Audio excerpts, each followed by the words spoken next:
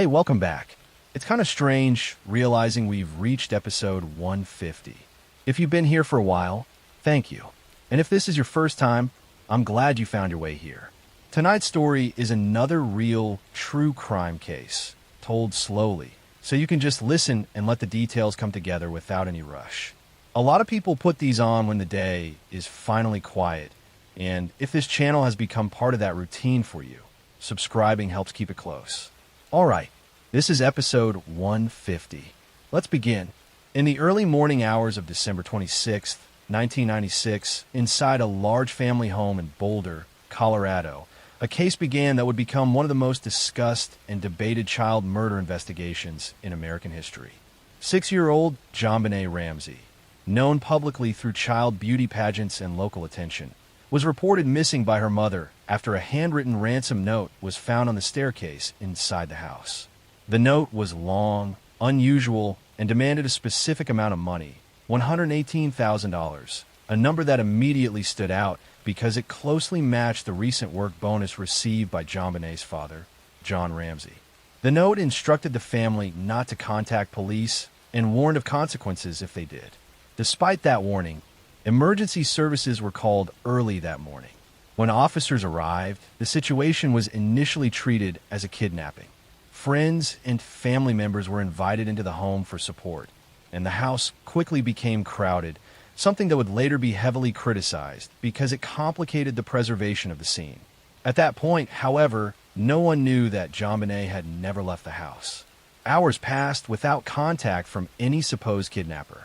The expected phone call mentioned in the ransom note never came.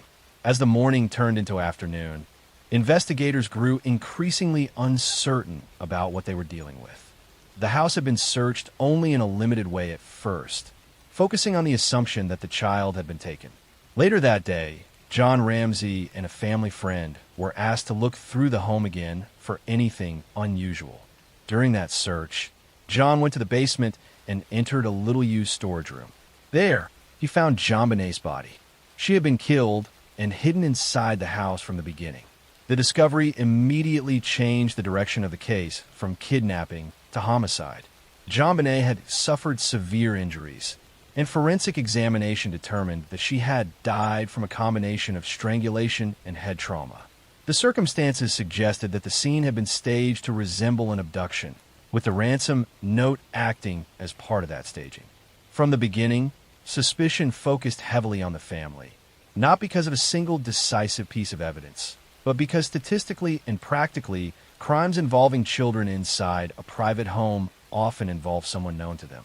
The ransom note was written on paper from inside the house using materials found there, suggesting that whoever wrote it had spent time inside, rather than arriving briefly for a kidnapping. Its unusual length and wording made it feel less like a professional ransom demand and more like something constructed to create a narrative. Investigators examined handwriting samples from family members, particularly Patsy Ramsey, JonBenet's mother. Experts disagreed. Some believed similarities existed, while others argued that no conclusive identification could be made. No single forensic result definitively established authorship. Questions also surrounded the basement window, which showed signs of prior damage and became part of theories involving a possible intruder. Some believe an outsider had entered the house through that route, committed the crime, and left unnoticed. Others argued that the evidence of forced entry was weak and that the intruder theory depended too heavily on uncertain assumptions. DNA evidence complicated the case further. Unknown male DNA was found on JonBenet's clothing, which supporters of the intruder theory considered important evidence against family involvement. Critics argued that such trace DNA could have arrived through innocent transfer and did not necessarily identify the killer. The Ramsey family consistently denied involvement and publicly maintained that an unknown intruder was responsible. They were never formally charged with the murder. In 1999, a grand jury reportedly voted to support charges related to child abuse resulting in death and obstruction, but the district attorney chose not to proceed, stating that the evidence was insufficient for prosecution. Over the years, the case moved through multiple investigative phases. Different prosecutors, detectives, and outside experts reviewed the evidence. Public opinion remained sharply divided. Some believed the family had been wrongly judged under intense media pressure. Others believed the truth remained inside the home from the very beginning. In 2006, attention briefly shifted when a man named John Marcar falsely confessed to the crime while overseas. His statements initially created major headlines, but DNA testing quickly excluded him, and the confession collapsed. As forensic technology improved, the DNA evidence was re-examined, but no conclusive suspect was identified. In 2008, prosecutors publicly stated that the Ramsey family should no longer be considered under the cloud of suspicion based on the available DNA findings, though this did not close the case completely. To this day, the murder of JonBenet Ramsey remains officially unsolved. There is no final courtroom conclusion, no definitive conviction, and no universally accepted explanation of what happened inside that house on Christmas night in 1996. What remains is a case shaped by early investigative mistakes, public obsession, conflicting expert opinions, and a scene so complicated that every detail became contested. JonBenet Ramsey was killed inside her own home while her family slept nearby. Whether the person responsible came from outside or was already inside has never been answered in a way that ended all doubt.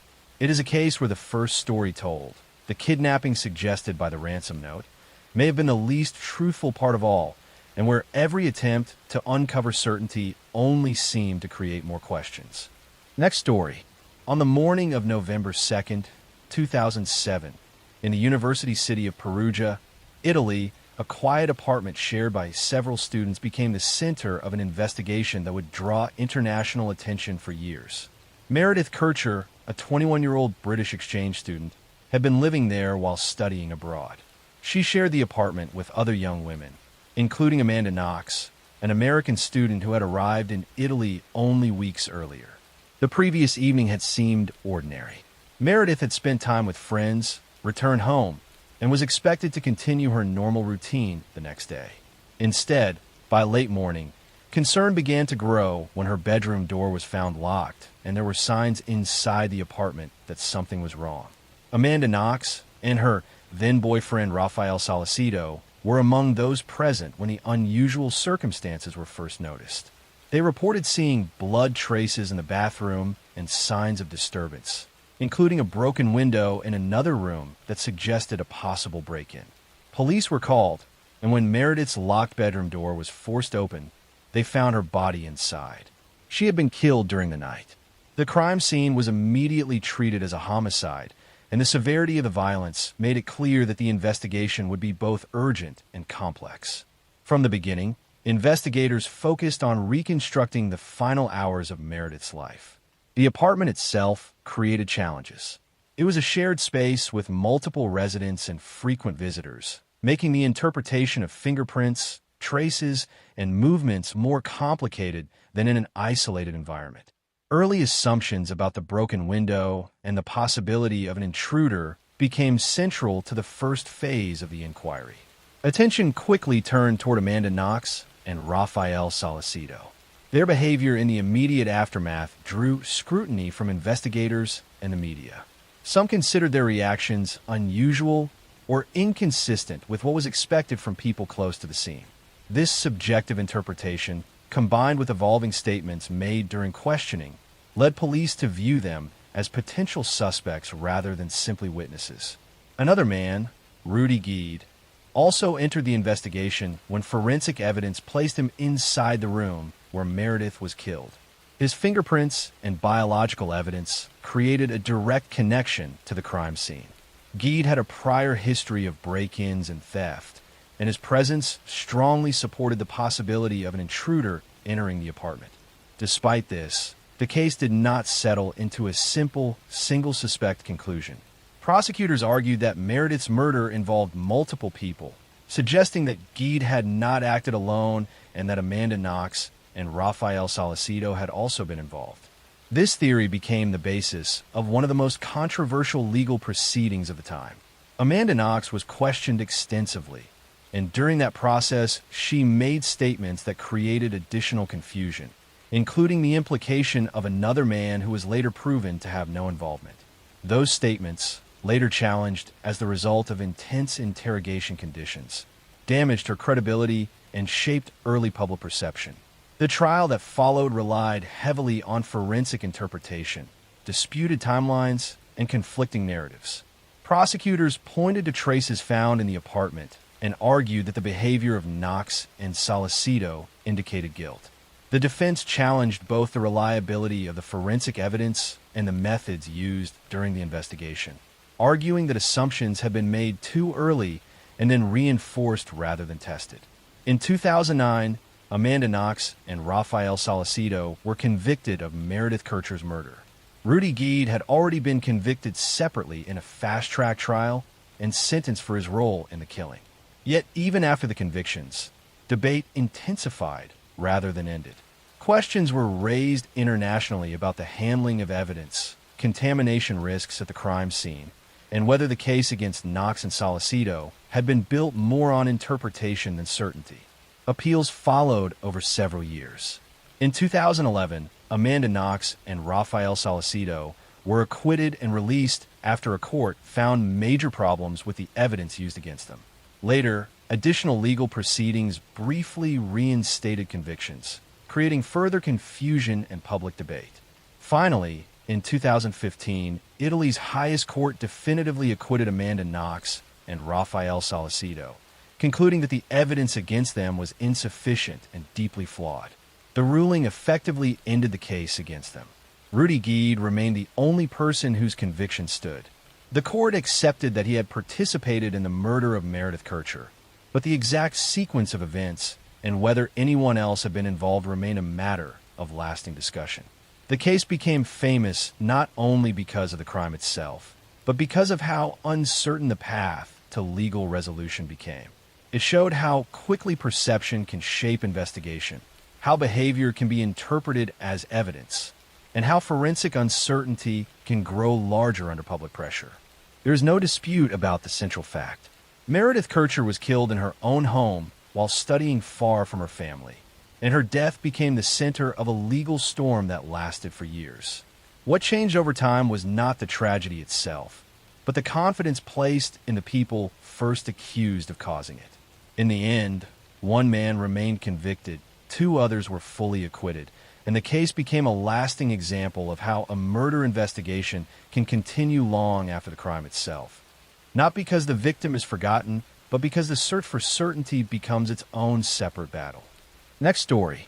In December of 2018, 22-year-old Grace Millane arrived in Auckland, New Zealand, during what was supposed to be one of the most exciting periods of her life.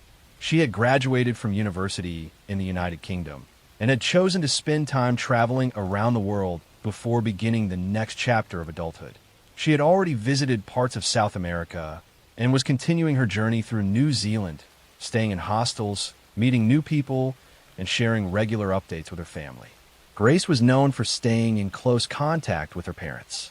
Even while traveling, she sent frequent messages and photos, making sure her family knew where she was and how she was doing. Because of that, when communication suddenly stopped on December 1st, it was immediately unusual. That evening, Grace had arranged to meet a man she had connected with through a dating app. They met in central Auckland and spent time together moving between bars and restaurants in the city. Security cameras recorded them walking, talking, and appearing relaxed. Nothing in those early hours suggested immediate danger. The man she met was 26 years old. His name would later become known widely during the investigation, but from the beginning, what mattered most was the timeline. He was the last confirmed person seen with Grace while she was alive. The two eventually went back to his apartment in the City Life Hotel building in central Auckland. Surveillance footage showed them entering together. Grace was never seen leaving. The next day was her birthday, where her family did not hear from her. Concern quickly turned into alarm. At first, there was hope that she had simply lost contact while traveling, but as the hours passed, that explanation became less believable. Her father flew to New Zealand to assist in the search, and the missing persons investigation became national news. Police began reconstructing Grace's final known movements through surveillance cameras, phone records, and witness accounts. Because Auckland City Center was heavily covered by cameras, investigators were able to follow much of her last evening in detail. This clarity made one fact impossible to ignore. The man from the dating app had been with her until the very end. When police questioned him, he initially told them that Grace had left his apartment alive and that he had not seen her afterward. But digital evidence and security footage soon began to challenge that version of events. Investigators discovered internet searches made from his devices after Grace was last seen. These searches included information about disposal methods, remote locations, and disturbing attempts to understand how long certain evidence could remain hidden. At the same time, surveillance footage showed him purchasing cleaning supplies and renting a vehicle. These actions shifted the case from a missing persons investigation into a homicide inquiry. Further footage showed him moving a large suitcase from the hotel and loading it into a rental car. He later drove to an area in the Waitakere Ranges, a remote forested region outside Auckland. There, police would eventually discover Grace Millane's body buried in a shallow grave. The man was arrested and charged with murder. During the trial, the defense argued that Grace had died accidentally during consensual sexual activity and that panic afterward had led to the attempts to conceal the death. The prosecution rejected this completely, pointing to the extensive efforts to hide the crime, the internet searches, the lies told to police, and the fact that while Grace was already dead, he had continued with ordinary activities, including arranging another date. The court heard evidence not only about the physical facts of the case, but also about behavior after death. That became central. Investigators showed that rather than seeking help or reporting an accident, he had taken deliberate steps to clean the apartment, hide the body, and create a false story. Forensic examination and the sequence of actions strongly supported the prosecution's argument that this was murder, not panic after an accident. In November 2019, he was found guilty of murder and later sentenced to life imprisonment with no possibility of parole for at least 17 years. The case deeply affected New Zealand and the United Kingdom, not only because of the brutality of the crime, but because it involved something ordinary and familiar, a young woman meeting someone through a dating app during normal travel. There was no remote danger, no dark alley, no stranger lurking in obvious threat. It was a social interaction that millions of people considered routine. Grace's family later spoke publicly about the reality that her final moments should not define her life. They wanted her remembered not only as a victim, but as a bright, independent young woman who was building her future. There is no uncertainty about the legal outcome. Grace Millane was murdered. The man she met that night was convicted. The evidence, especially the surveillance footage and digital trail, created a clear and complete sequence from first meeting to final concealment. What remains is the unsettling reminder that some of the most dangerous moments do not arrive with warning. They begin inside ordinary evenings, in public places, during normal conversations, hidden beneath the appearance of safety until the story is reconstructed afterward. Next story. On the evening of March 3rd, 2021, 33-year-old Sarah Everard left a friend's home in Clapham, South London, and began the familiar walk back to her own apartment in Brixton. It was a route she had taken before, a journey through ordinary residential streets that should have ended in routine safety. She spoke briefly with her boyfriend on the phone during the walk, and nothing in that conversation suggested alarm. She sounded normal, calm, and close to home. Then she disappeared. When Sarah failed to arrive and stopped responding to messages, concern grew quickly. By the next morning, she had been reported missing. Friends and family described her as responsible and highly unlikely to simply vanish without explanation. Police launched a search, beginning with the route she was believed to have taken. Because London is heavily covered by surveillance cameras, investigators were able to piece together parts of her final known movements. CCTV footage showed Sarah walking alone, dressed casually, carrying everyday items, moving through the city exactly as expected. There was no obvious sign of distress in those final public images. As the search continued, the case attracted major national attention. The circumstances struck a deep public nerve because they reflected something painfully familiar to many women: the ordinary act of walking home alone at night. There was no unusual risk, no reckless decision, just a normal journey through a city street. Days later, investigators identified a major breakthrough through traffic and surveillance evidence involving a rented white Vauxhall Astra. The vehicle had been seen in the area around the time Sarah disappeared. That lead brought attention to a serving Metropolitan Police officer named Wayne Couzens. Couzens was not an unknown outsider hiding on the edges of society. He was a police officer, someone whose job was built around public trust and safety. He worked in parliamentary and diplomatic protection and had access to authority, credibility, and the appearance of legitimacy. That fact would make the case even more disturbing. Evidence showed that Couzens had used his position to stop Sarah under the false pretense of enforcing pandemic lockdown regulations. Investigators later concluded that he likely used police identification and handcuffs to create the appearance of a lawful arrest, placing Sarah in a situation where resistance would have been far more difficult. It was a method that relied not on force alone, but on trust and authority. Phone records, CCTV, and vehicle tracking built the sequence. Sarah was taken from South London and driven more than 80 miles to Kent. Search teams focused on rural property linked to Couzens and nearby woodland. On March 10th, human remains were discovered in woodland near Ashford, Kent. They were later formally identified as Sarah Everard. The cause of death was confirmed, and the case moved from desperate search to murder investigation with overwhelming evidence pointing in one direction. Couzens was arrested and questioned. The evidence against him was extensive: vehicle movements, phone data, forensic traces, and the clear route established by surveillance. He eventually pleaded guilty to kidnapping and rape, and later to murder. The court heard how he had carefully planned the abduction, using his role as a police officer to create compliance. The crime was not impulsive. It involved preparation, deception, and abuse of institutional trust. During sentencing, the judge described the case as exceptionally serious. Wayne Couzens received a whole life order, meaning he would spend the rest of his life in prison with no possibility of release. The murder of Sarah Everard triggered national grief and anger far beyond the criminal case itself. Public vigils were held across the country. Women spoke openly about fear, routine precautions, and the constant calculations involved in simply moving through public space. The fact that the killer was a police officer transformed the case from a single horrifying crime into a wider conversation about power, trust, and institutional responsibility. Investigations later revealed previous reports and concerns about Couzens' behavior that had not resulted in meaningful intervention, raising difficult questions about warning signs and missed opportunities. There is no uncertainty about what happened. Sarah Everard was abducted while walking home, taken by a man who used the authority of his uniform as part of the crime, and murdered.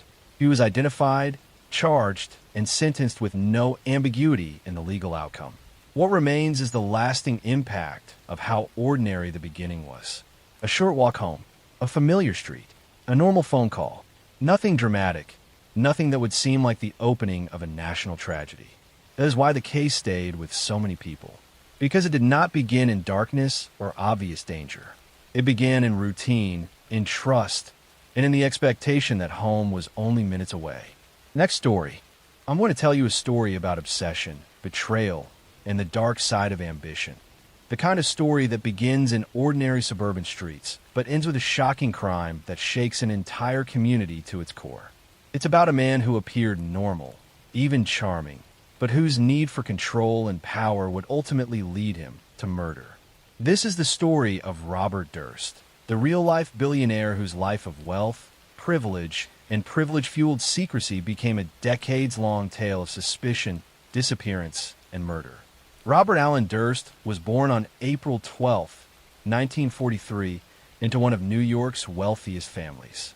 His father, Seymour Durst, was a prominent real estate mogul who built a fortune in Manhattan, and his mother, Bernice, ran a tightly controlled household. From an early age, Robert was aware of the immense expectations placed on him. His father often expressed disappointment in Robert, criticizing him for laziness, irresponsibility, and a perceived lack of business acumen. Robert's older brother, Douglas, was the family golden boy, successful, disciplined, and favored in every way. Durst attended prestigious schools, including Lehigh University and the University of California, Los Angeles, where he studied economics. He was tall, handsome, and charming, the type who could attract friends and lovers easily, but beneath the surface lay a growing sense of resentment and isolation. Friends and classmates later described him as erratic, manipulative, and often detached, someone who would go to great lengths to avoid accountability or criticism. In 1971, Durst married Kathleen McCormick, a nurse from Pennsylvania. Friends described her as intelligent, warm, and the only person capable of taming Robert's volatile personality. But within a year, tensions had escalated. Kathleen had become increasingly unhappy in the marriage, frustrated by Robert's secrecy, erratic behavior, and controlling tendencies. On January 31st, 1982, Kathleen disappeared. She was last seen leaving their home in Westchester County, New York, and was never seen again. For decades, her disappearance remained a mystery. Authorities initially suspected foul play, but Durst was never formally charged. Friends and family claimed he was cooperative, though his alibis were often contradictory. Some reports suggested that he was violent in private, controlling, and paranoid, traits that would surface repeatedly in his life. Durst told investigators he had no idea what happened to Kathleen, but he was evasive and inconsistent when recounting his movements. For years, Robert Durst moved freely, using his wealth and family connections to shield himself from scrutiny. In 2000, he became the prime suspect in another crime, the murder of his neighbor, Morris Black, in Galveston, Texas. Black had been a friend of Durst's, and Durst claimed self-defense after Black supposedly attacked him. Durst admitted to dismembering Black's body and disposing of it in Galveston Bay, but he maintained that the killing was accidental. Remarkably, Durst was acquitted of murder in 2003, claiming self-defense and convincing a jury that there was insufficient evidence of premeditation. His wealth, charisma, and the ambiguous nature of the crime allowed him to walk free. But Durst's dark pattern did not end there. Over the years, he continued to live under assumed identities, moving from city to city, evading both law enforcement and the scrutiny of his own family. He changed his name, rented apartments under fake identities, and cultivated relationships that allowed him to maintain a veneer of normalcy while hiding an escalating pattern of violence and deceit. The crimes, the lies, and the evasions reached a tipping point in 2010. Durst had been living in New Orleans, attempting to lay low after years of suspicion surrounding Kathleen's disappearance. He was arrested for parole violations stemming from the Morris Black case, and media attention reignited interest in all his previous cases. Around this time, filmmakers working on an HBO documentary about Durst, The Jinx, gained unprecedented access to him. Through interviews, archival footage, and Durst's own admissions, the public finally began to understand the full scope of his life of crime. In a shocking twist during the documentary's production, Durst was recorded seemingly confessing to multiple murders, including that of his wife Kathleen, while apparently unaware that his microphone was still live. He spoke of the crimes in a detached, almost casual manner, revealing decades of manipulation, deception, and violence that had gone unchecked due to his wealth and social standing. Authorities quickly acted. Durst was arrested in New Orleans in 2015 and extradited to Los Angeles to face charges in Kathleen McCormick's murder. The evidence against him was circumstantial but compelling. Long-standing patterns of abuse, inconsistencies in his statements over decades, and newly discovered links connecting him to her disappearance. His previous killings and suspicious behavior reinforced the narrative that Durst was capable of murder. The trial revealed a man who manipulated everyone around him. Friends and former lovers described him as charming yet controlling, capable of extreme deception to maintain power and avoid consequences. His life of privilege, combined with a cold and calculating nature, had allowed him to evade justice for decades, leaving families shattered and communities questioning how wealth and influence could distort accountability. On January 10th, 2021, Robert Durst died in a Los Angeles hospital while serving life sentences for his crimes, including the murder of Morris Black. Though he never faced a jury for Kathleen's disappearance due to his death before trial, his life had already left an indelible mark on true crime history. The Durst saga exposed the terrifying ways in which charm, wealth, and manipulation can mask unimaginable violence, and it forced society to confront the uncomfortable truth that sometimes monsters were the faces of the people we trust most. The story of Robert Durst is not just about murder. It's about deception, privilege, and the lengths a person will go to protect themselves from accountability. It is about how obsession, entitlement, and a desire for control can turn someone into a lifelong threat, capable of destroying lives while hiding in plain sight. And it is a cautionary tale that reminds us the most dangerous people are often those who seem, at first, to have it all. Next story. I'm going to tell you a story about greed disguised as care, about a man who exploited the most vulnerable, and about how trust placed in medical professionals can become a weapon in the wrong hands. In the healthcare facilities of Ohio and Kentucky during the 1980s, a respiratory therapist was moving quietly through intensive care units in the early morning hours. He was trusted, credentialed, and seemed dedicated to his work. But Donald Harvey was using his access to vulnerable patients to commit crimes that would eventually earn him the grim title of one of America's most prolific medical murderers. This is the story of Donald Harvey, who between 1970 and 1987 ended the lives of at least 37 patients in his care, though he confessed to 87 cases across multiple hospitals. He used various methods, including administering toxic substances, tampering with medical equipment, and introducing contaminants into feeding tubes. His crimes went undetected for 17 years as he moved between facilities, his victims' passings attributed to their underlying medical conditions. His capture in 1987 exposed catastrophic failures in hospital oversight and patient safety protocols. Donald Harvey was born on April 15, 1952, in Butler County, Ohio. His childhood was troubled, marked by alleged abuse that he later claimed shaped his psychology. He struggled in school and had difficulty maintaining relationships. He was quiet and withdrawn, showing little emotion or connection to others around him. Harvey dropped out of high school and joined the Air Force, but his military career was brief. He received a medical discharge after attempting self-harm and showing signs of psychological distress. He returned to Ohio and drifted through various jobs before finding work in healthcare, first as an orderly and later training as a respiratory therapist. Harvey began working at Marymount Hospital in Kentucky in 1970 when he was just 18 years old. Within months of starting this job, patients began experiencing unexpected complications and passings. Harvey later confessed that he ended the lives of at least 15 patients during his time at Marymount, using various methods including smothering and introducing substances into their systems. His stated motivation varied. Sometimes he claimed he was providing mercy to suffering patients. Other times he admitted he killed because patients were difficult or because he was bored. Psychological evaluations would later reveal he derived satisfaction from having power over life and situations, and that he showed classic signs of severe personality disorders. Harvey moved to Cincinnati and found work at the VA Medical Center, where he worked from 1975 to 1985. During this decade, he continued his pattern, ending the lives of numerous patients.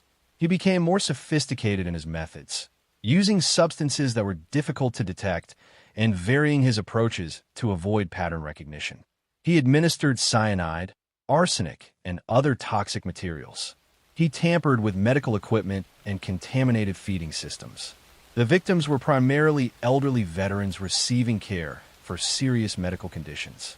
When they experienced complications or passed away, staff attributed it to their underlying health problems. Harvey was careful to target patients whose conditions made sudden decline plausible. He kept detailed mental records of his activities, but left no written evidence that might incriminate him. Hospital staff never suspected Harvey during his decade at the VA facility. He was seen as a competent, reliable employee who showed up for shifts and did his work. He was quiet and unremarkable, the kind of person who blended into the background. This invisibility allowed him to continue his activities undetected year after year. In 1985, Harvey moved to Drake Hospital in Cincinnati, where he worked in the cardiac care unit. He continued his pattern of harming patients, but here his activities would finally be discovered. In March 1987, a patient named John Powell passed away unexpectedly. Powell's family insisted on an autopsy despite doctors attributing the passing to natural causes. The autopsy revealed high levels of cyanide in Powell's system. This discovery prompted investigation into other recent passings at Drake Hospital. Authorities began examining patterns and discovered suspicious circumstances in multiple cases. When investigators looked into who had access to all the affected patients, Harvey emerged as the common factor. Harvey was questioned by police in March 1987. Initially, he denied involvement, but when confronted with evidence, he began confessing. What started as admission to one or two cases expanded into a detailed confession spanning 17 years and multiple facilities. Harvey provided information about dozens of victims, describing methods and motivations with disturbing casualness. Authorities were shocked by the scope of his admissions. Harvey confessed to ending the lives of patients at multiple hospitals where he had worked. He described using cyanide, arsenic, contaminated solutions, and other methods. He admitted that some victims had been suffering, and he claimed to provide mercy, but many were not terminally ill and could have recovered with proper care. Harvey's trial in 1987 resulted in multiple convictions. Rather than face potential death sentences in Kentucky for murders committed there, he agreed to plead guilty to Ohio charges in exchange for life sentences. He was convicted of 37 cases in Ohio and received multiple consecutive life sentences, ensuring he would never be released. During sentencing, families of victims expressed their anguish at learning their loved ones had been intentionally harmed by someone entrusted with their care. Many have been told their family members passed from natural disease progression, never suspecting foul play until Harvey's confession revealed the truth. The Harvey case exposed serious gaps in hospital safety protocols. There were insufficient controls on access to dangerous substances, inadequate monitoring of patient outcomes by individual staff members, and poor coordination between facilities regarding problem employees. Hospitals had no system for tracking suspicious patterns across institutions. Following Harvey's conviction, healthcare facilities implemented significant reforms. These included better medication security, enhanced monitoring of patient outcomes, systematic review of unexpected complications, and databases to track concerning patterns across multiple employers. These changes came too late for Harvey's victims, but helped protect future patients. Donald Harvey remained imprisoned in Ohio until March 30th, 2017, when he was attacked and fatally injured by another inmate.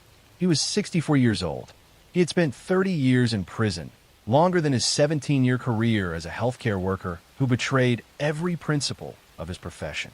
His case stands as a dark reminder that predators can infiltrate helping professions, that trust can be exploited, and that vulnerable patients depend on systems that must be constantly vigilant to protect them from those who see caregiving not as a calling, but as an opportunity to satisfy pathological needs for power and control.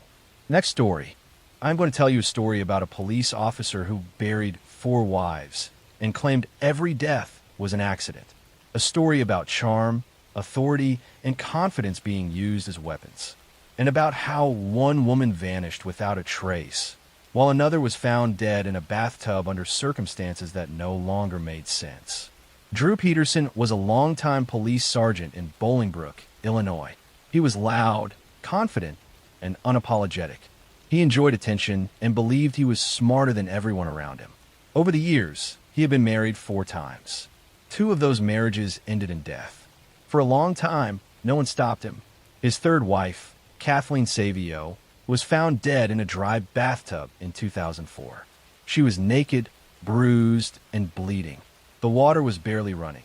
Her death was ruled an accidental drowning. Drew accepted condolences calmly and moved on quickly. Too quickly. Just weeks after Kathleen's death, Drew began openly dating a much younger woman named Stacy Callis. She was 23 years old. Drew was nearly 30 years older. He married her soon after. Friends and family noticed how fast everything moved, how controlling Drew was, and how isolated Stacy became. Over time, Stacy began telling people she was afraid. She said Drew monitored her constantly. She said he threatened her. She said that if anything happened to her, he was responsible.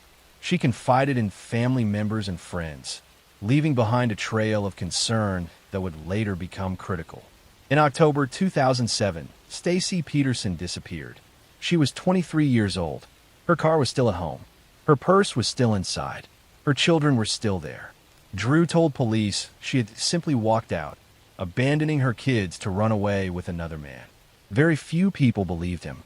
The disappearance drew national attention. Media crews gathered outside the Peterson home. Drew welcomed the spotlight. He gave interviews. He joked. He smirked. He contradicted himself repeatedly. Instead of appearing concerned, he seemed entertained. As investigators dug deeper, Kathleen Savio's death came back into focus. Kathleen had been in a bitter divorce with Drew before she died. She had accused him of abuse. She had expressed fear. She had told people he would kill her. Her body showed signs of a struggle that had never been properly examined. In 2007, Kathleen's death was reclassified as a homicide. An autopsy revealed blunt force trauma to her head and neck. The injuries were inconsistent with an accidental fall. The bathtub scene no longer made sense. Investigators believed she had been beaten and then placed in the tub to stage the scene. Still, there was a problem.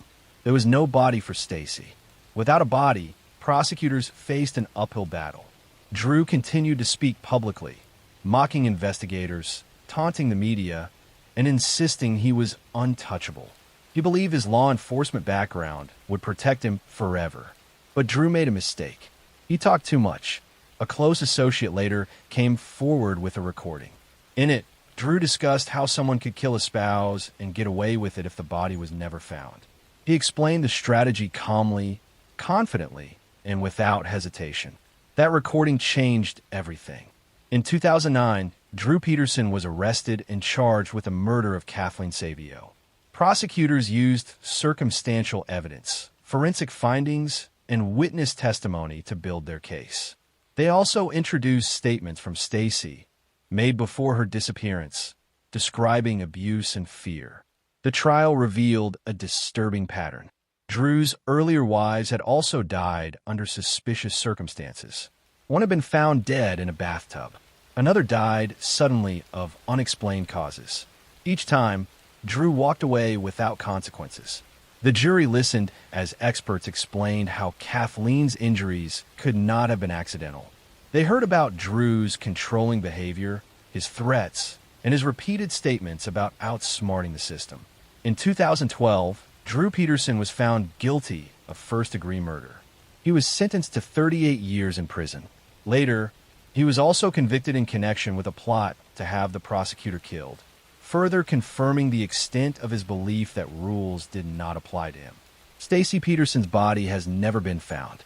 Her disappearance remains one of the most haunting aspects of the case. She left behind children, family, and unanswered questions.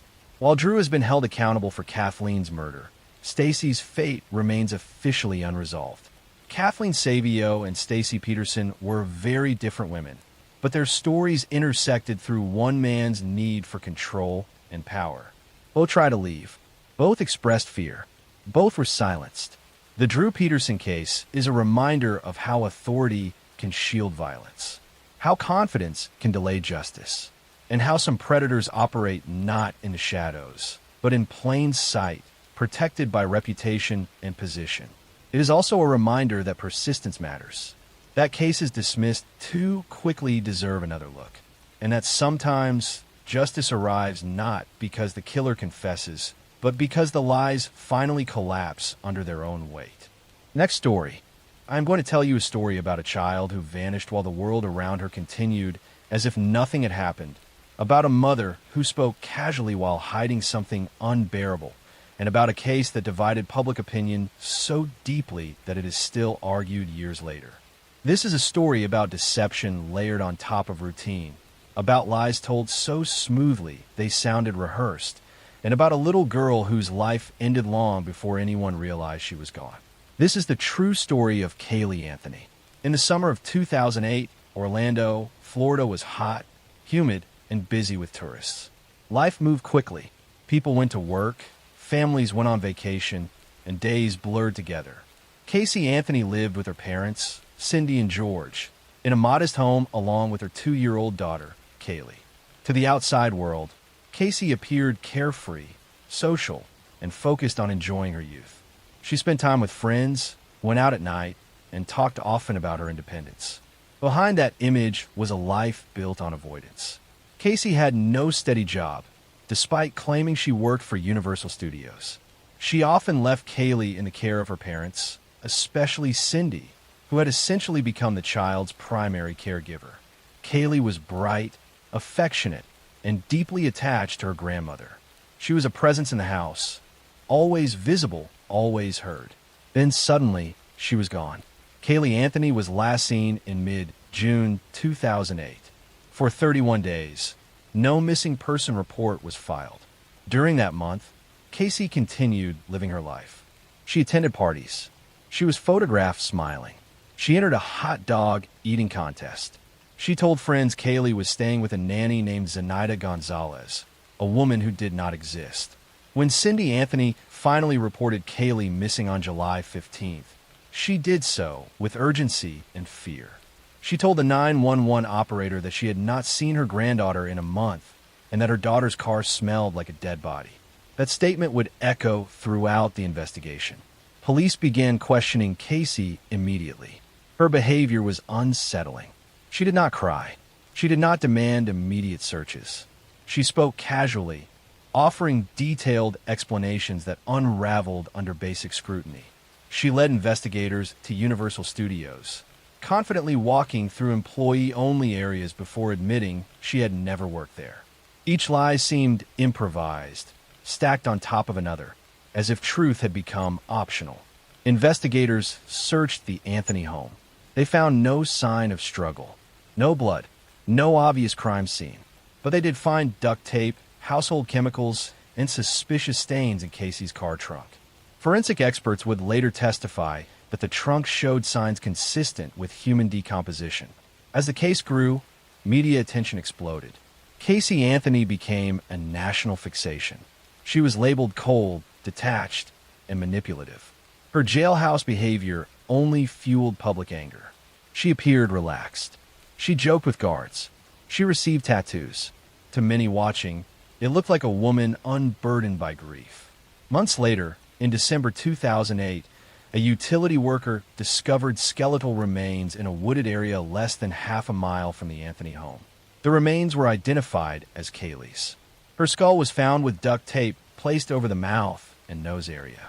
The cause of death could not be determined conclusively due to decomposition, but homicide was listed as the manner of death. The discovery shattered any lingering hope. Prosecutors argued that Casey Anthony had murdered her daughter, possibly using chloroform, and had disposed of her body before continuing life as usual. They painted a picture of a young woman who saw motherhood as an inconvenience and chose freedom over responsibility. They pointed to internet searches for chloroform, the smell in the trunk, and the duct tape as evidence of intent.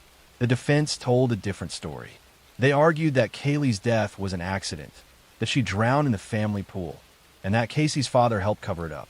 They portrayed Casey as emotionally stunted, fearful, and raised in a dysfunctional household where lying was a survival mechanism. They argued that the prosecution had no definitive proof of how Kaylee died.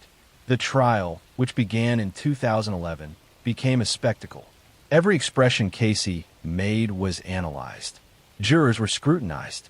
Experts debated forensic evidence endlessly.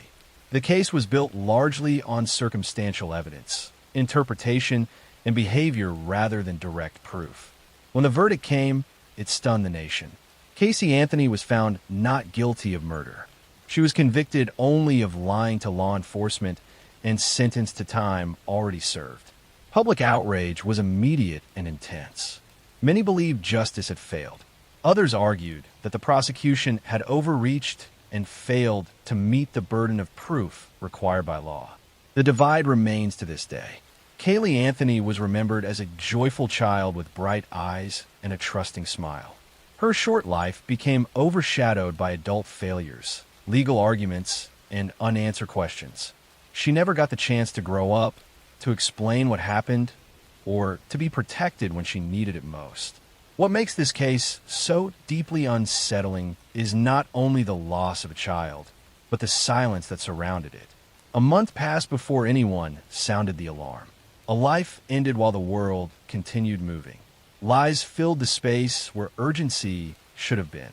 The story of Kaylee Anthony is a reminder that some crimes do not begin with violence. They begin with neglect, denial, and avoidance. They unfold quietly, hidden behind normal routines, until the damage is irreversible. And sometimes, even when the truth feels obvious, certainty never arrives. Next story. I'm going to tell you a story about how someone can rehearse innocence so convincingly that even after children are shot, the lie still almost survives. This is a true story about narcissism, desperation, and a woman who believed that if she repeated her story often enough, reality would eventually bend to it. Diane Downs lived in Oregon in the early 1980s. She was intelligent, articulate, and outwardly charismatic in a way that drew people toward her quickly. She was also restless, deeply dissatisfied with the limits of ordinary life, and obsessed with being admired. Motherhood, to Diane, was not a bond rooted in sacrifice or protection. It was a role she expected to perform only when it benefited her image. She had 3 children, Christy, Cheryl, and Danny. To outsiders, she appeared to be a devoted single mother doing her best. She spoke openly about her struggles, her loneliness, and her desire for something more meaningful. What she did not speak about was how deeply she resented the responsibility her children represented when they no longer fit the future she imagined for herself. In 1983, Diane became involved with a married man who made one thing clear. He did not want children. He did not want to raise someone else's family. He wanted a life without attachments. For Diane, this was not a boundary. It was an obstacle. On the night of May 19th, 1983, Diane drove her children out of town. She later told police they had gone for a drive to calm down after a long day. The roads were quiet. The area was rural. There were long stretches where no one would hear anything. What happened next would later be described by survivors, not by Diane. Inside the car, Diane took out a handgun. She shot her children at close range. Christy was shot multiple times. Danny was shot once. Cheryl, just 7 years old, was shot and killed. Diane then shot herself in the arm, carefully choosing a wound that would appear serious but not fatal. She waited before calling for help. When police arrived, Diane told a story that seemed designed for sympathy. She claimed a stranger had approached her car, demanded the keys, and shot everyone when she resisted. She described the attacker in vague terms. Her voice was calm. Her details shifted slightly each time she repeated the story. At the hospital, doctors were stunned that Christy survived. Despite multiple gunshot wounds and paralysis, she was conscious. Danny, though gravely injured, was also alive. Cheryl was not. Almost immediately, investigators noticed inconsistencies. There were no shell casings at the scene. Diane's wound did not align with her account of how she had been shot. The timeline she described did not match physical evidence. And perhaps most unsettling of all, her demeanor did not reflect someone whose children had just been attacked. She laughed. She flirted with hospital staff. She spoke about her own pain more than her children's injuries. She seemed irritated by questions rather than frightened by what had happened. Police began pressing harder. Witnesses contradicted her version of events. Forensic analysis showed that the shots had been fired from inside the car, not from outside. Gunshot residue patterns confirmed the weapon had been discharged at close range by someone seated near the children. Still, Diane insisted on her story. As Christy recovered, something remarkable happened. She began to speak. Despite her injuries, Christy remembered the night clearly. She told doctors, nurses, and eventually investigators that her mother had shot them. She described the gun. She described the sequence. She described her mother turning toward them. At first, people struggled to accept it. The idea that a mother could do this to her own children felt impossible to many. Diane seized on that disbelief, continuing to present herself as the victim of a random act of violence. But evidence continued to accumulate. Investigators learned about Diane's affair. They learned about the man who did not want children. They learned about her repeated statements to friends that her kids were holding her back. They learned that she had tried unsuccessfully to give them away before. Her story collapsed under its own weight. At trial, prosecutors laid out the case with devastating clarity. They presented forensic evidence. They presented witness testimony. They presented Christie's account, steady and unwavering. They showed how Diane had planned the shooting, how she had injured herself deliberately, and how she had constructed a narrative she believed would protect her. Diane took the stand in her own defense. She was confident. She smiled. She dismissed evidence as misunderstandings. She portrayed herself as misunderstood, persecuted, unlucky. But the jury watched closely, and what they saw was not grief. It was performance. In 1984, Diane Downs was convicted of murder and attempted murder. She was sentenced to life in prison plus 50 years. Even after conviction, Diane continued to deny responsibility. She gave interviews. She wrote letters. She maintained her innocence with the same confidence she had shown from the beginning. But the facts did not move, no matter how often she tried to reshape them. Years later, it was revealed that Diane had become pregnant while incarcerated, further reinforcing her pattern of manipulation and boundary crossing. The cycle of self-interest never stopped. Christy and Danny survived. They lived with physical and emotional scars that would never fully fade. They rebuilt their lives away from the woman who tried to destroy them. Cheryl, the youngest, was remembered not as a footnote in a crime, but as a child whose life ended because someone else wanted freedom more than responsibility. This story lingers because of how calmly it was carried out. There was no explosion of rage, no chaotic breakdown, just a quiet decision made on a dark road, followed by a story told again and again in hopes that repetition would turn it into truth. Diane Downs believed she could control the narrative. In the end, the evidence spoke louder than her voice ever could. Next story. This is a true story about a man who built his entire life on lies, and how those lies slowly boxed him into a corner until murder felt, to him, like the only way out. It is a story that unfolded quietly, without chaos, without sudden violence in public places. The danger lived inside a marriage, inside everyday routines, inside a future that looked perfect from the outside. Mark Hacking and Lori Hacking met when they were young. They fell in love quickly, the kind of love that feels simple and certain. Lori was warm, social, and ambitious in a steady, grounded way. Mark was charming and gentle, someone people trusted easily. They married young and settled into a life that looked stable and promising. From the outside, Mark appeared successful. He told friends and family that he had been accepted into medical school. He spoke confidently about his future as a doctor. He would roll well. Lori believed him completely. She supported him, encouraged him, and proudly told others about her husband's achievements. But none of it was true. Mark had not been accepted into medical school. In fact, he had never even applied.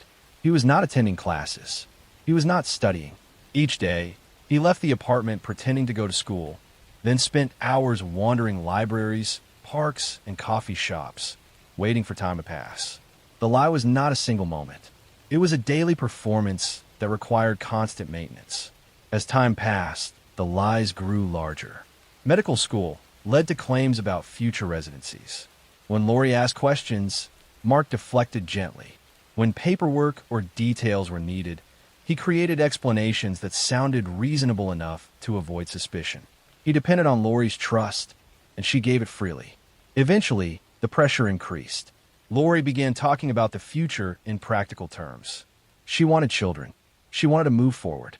She wanted to know where they would live when Mark started his medical career. The closer reality came, the harder it became for Mark to keep pretending.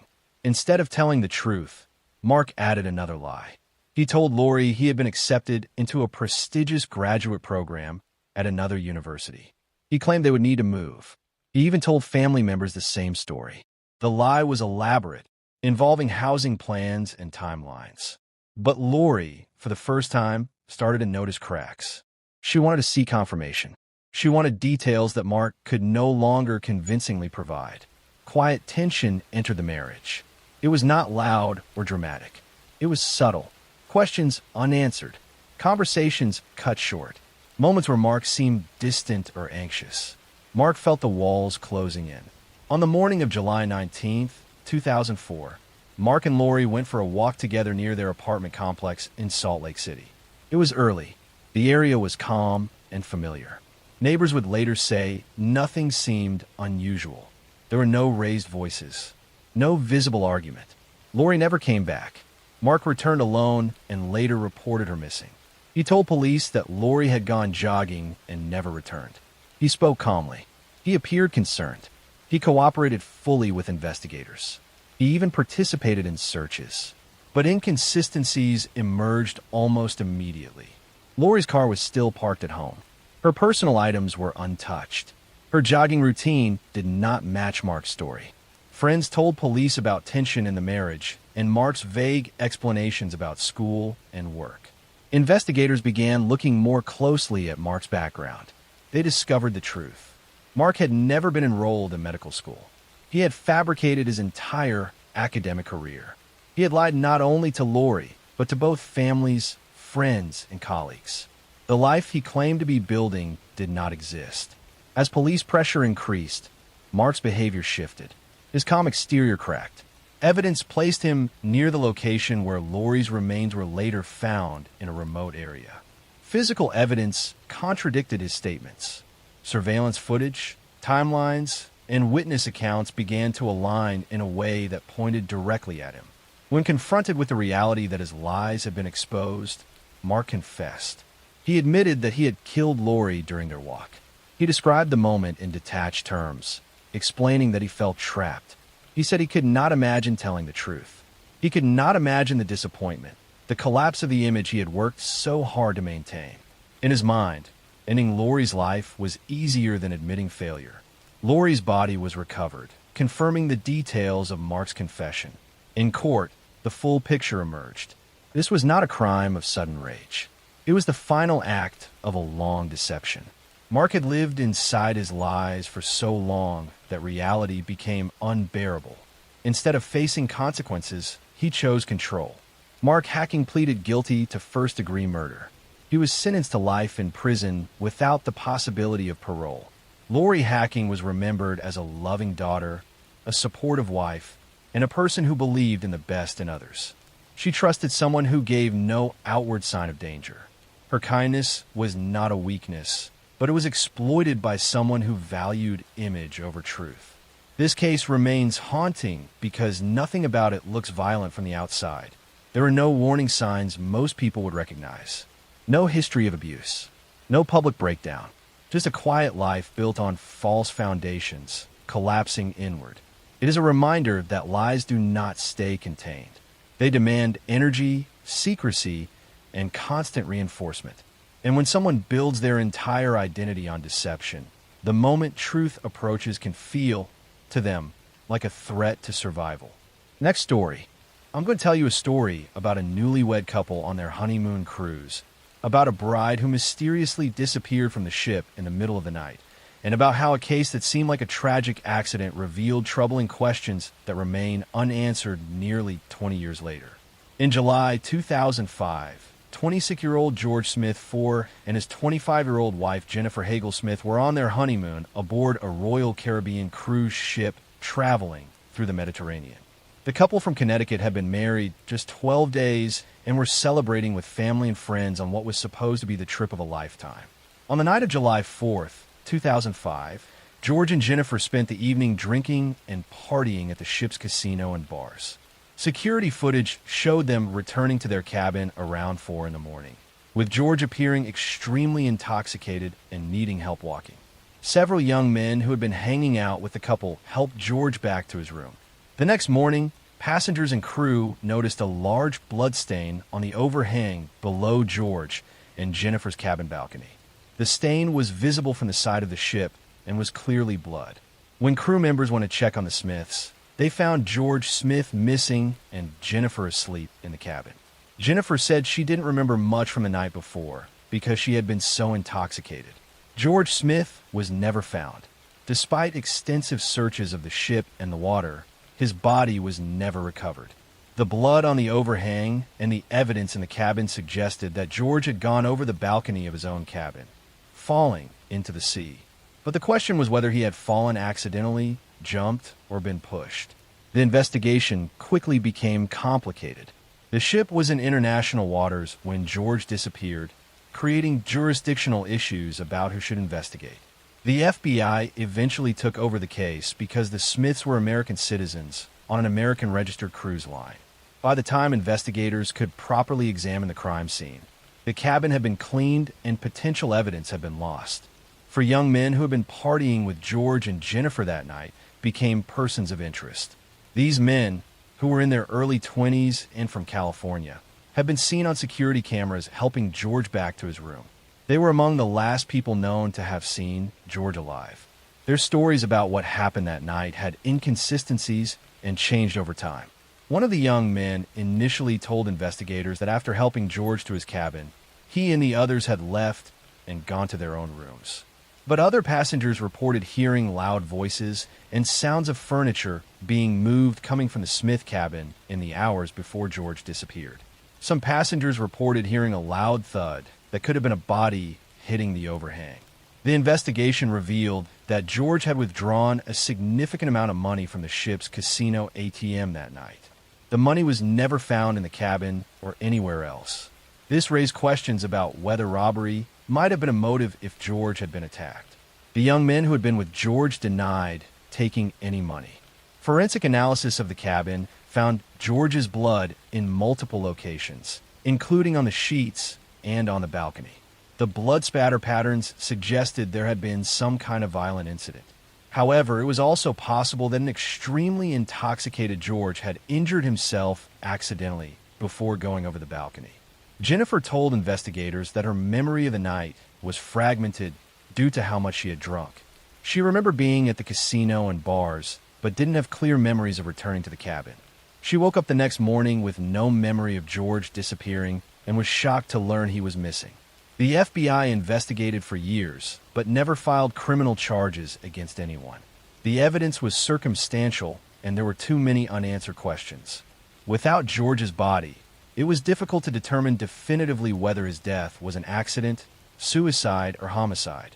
The international nature of the case and the delay in proper investigation made building a prosecutable case nearly impossible. George's family hired private investigators and pushed for answers. They believed that George had been attacked and thrown overboard, possibly during a robbery. They felt the cruise line had not done enough to secure the crime scene or investigate promptly. They also believed that the young men who had been with George knew more than they were saying. The cruise line faced criticism for how the situation was handled. The cabin was cleaned before it could be properly processed as a crime scene. Passengers who might have been witnesses were allowed to disembark without being thoroughly interviewed. These mistakes potentially destroyed evidence and hampered the investigation. The case brought attention to the issue of crimes on cruise ships and the challenges of investigating them. Because ships travel through international waters, jurisdiction can be unclear. Cruise lines are private companies that may not have the training or resources to properly handle serious crimes. The incident led to calls for better regulations and oversight of the cruise industry. In 2013, one of the young men who had been with George that night, Rusty Kaufman, pleaded guilty to obstruction of justice in an unrelated case. He admitted to lying to FBI agents, though his lies were not specifically about George Smith's death. The plea raised more questions about what the young men might have been hiding. To this day, no one has been charged with any crime related to George Smith's disappearance and presumed death. The case remains technically open, but no new leads have emerged in years. The FBI has stated they investigated thoroughly, but did not have sufficient evidence to bring charges against anyone. Jennifer Hagel Smith has had to live with the trauma of losing her husband on their honeymoon under mysterious circumstances. She has remarried and tried to move on with her life, but the questions about what happened that night have never been fully answered. She has said she wishes she could remember more about their final night together. George Smith, 4, was a young man who should have been starting his life with his new wife. Instead, he disappeared from a cruise ship in the middle of the night, leaving behind devastated family and friends and a mystery that may never be solved. Whether he accidentally fell, jumped, or was pushed overboard, George's death remains one of the most well-known unsolved cases involving cruise ships. His family continues to seek justice and answers, hoping that someday someone will come forward with information about what really happened that night. The case serves as a tragic reminder of the vulnerabilities that exist when traveling, the importance of moderation with alcohol, and the challenges of investigating crimes that occur in international waters where jurisdiction and evidence collection can be complicated. Next story. I'm going to tell you a story about a college freshman who went to a party and never made it home, about security cameras that tracked her final steps, and about how a case that seemed impossible to solve was finally cracked when a suspect made one critical mistake years later. In September 2006, 20-year-old Tara Grinstead was a beloved high school teacher and former beauty queen living in Isilla, Georgia. She taught history at Irwin County High School and was a mentor to many of her students. On October 22, 2006, Tara went to a beauty pageant where she was helping as a judge, and afterward, she attended a barbecue at a friend's house. That was the last time anyone saw her. When Tara didn't show up for work on Monday morning, her colleagues knew something was wrong. Tara was extremely reliable and would never miss work without calling. Friends went to her house to check on her and found her car parked outside and her cell phone and keys inside the home. The front door was locked, and there were no obvious signs of a break-in or struggle. But Tara was gone. Police began investigating immediately, and the case quickly became one of Georgia's most high-profile missing person cases. Tara's disappearance made national news, and the small town of Isilla was gripped with fear and speculation about what had happened to the popular teacher. Investigators found a latex glove in Tara's front yard that appeared to have been left recently, but testing didn't reveal whose it was. For over a decade, the case remained unsolved. Despite extensive investigations, numerous tips, and several persons of interest being questioned over the years, no one was ever charged. Tara's family never gave up hope of finding answers, and the case was featured on multiple true crime shows and podcasts, most notably on the podcast Up and Vanished, which brought renewed attention to the case in 2016. Then in February 2017, over 11 years after Tara disappeared, investigators got the break they had been waiting for. A man named Ryan Duke was arrested and charged with taking Tara Grinstead's life. Duke had been a student at Irwin County High School and would have known who Tara was, though he was not one of her students. The arrest shocked the community because Duke had never been a major suspect in the case. According to the investigation, Ryan Duke confessed to a friend about what he had done, and that friend eventually went to authorities. Duke told investigators that he had broken into Tara's home intending to commit burglary. He claimed he was high on drugs at the time, and that when Tara woke up and confronted him, he panicked and attacked her, strangling her to death. Duke said he then enlisted the help of a friend named Bo Dukes to dispose of Tara's body. According to the confession, the two men took Tara's body to a pecan orchard that belonged to Bo Dukes' family, where they burned her remains and scattered the ashes. Bo Dukes was arrested and charged with concealing a death and hindering the apprehension of a criminal. He was later convicted and sentenced to 25 years in prison. The confession and arrest brought some answers to Tara's family after more than a decade of uncertainty. But the case was far from over. Ryan Duke's trial was delayed multiple times over the next several years. Then, when the trial finally began in 2022, Duke did something shocking. He recanted his confession.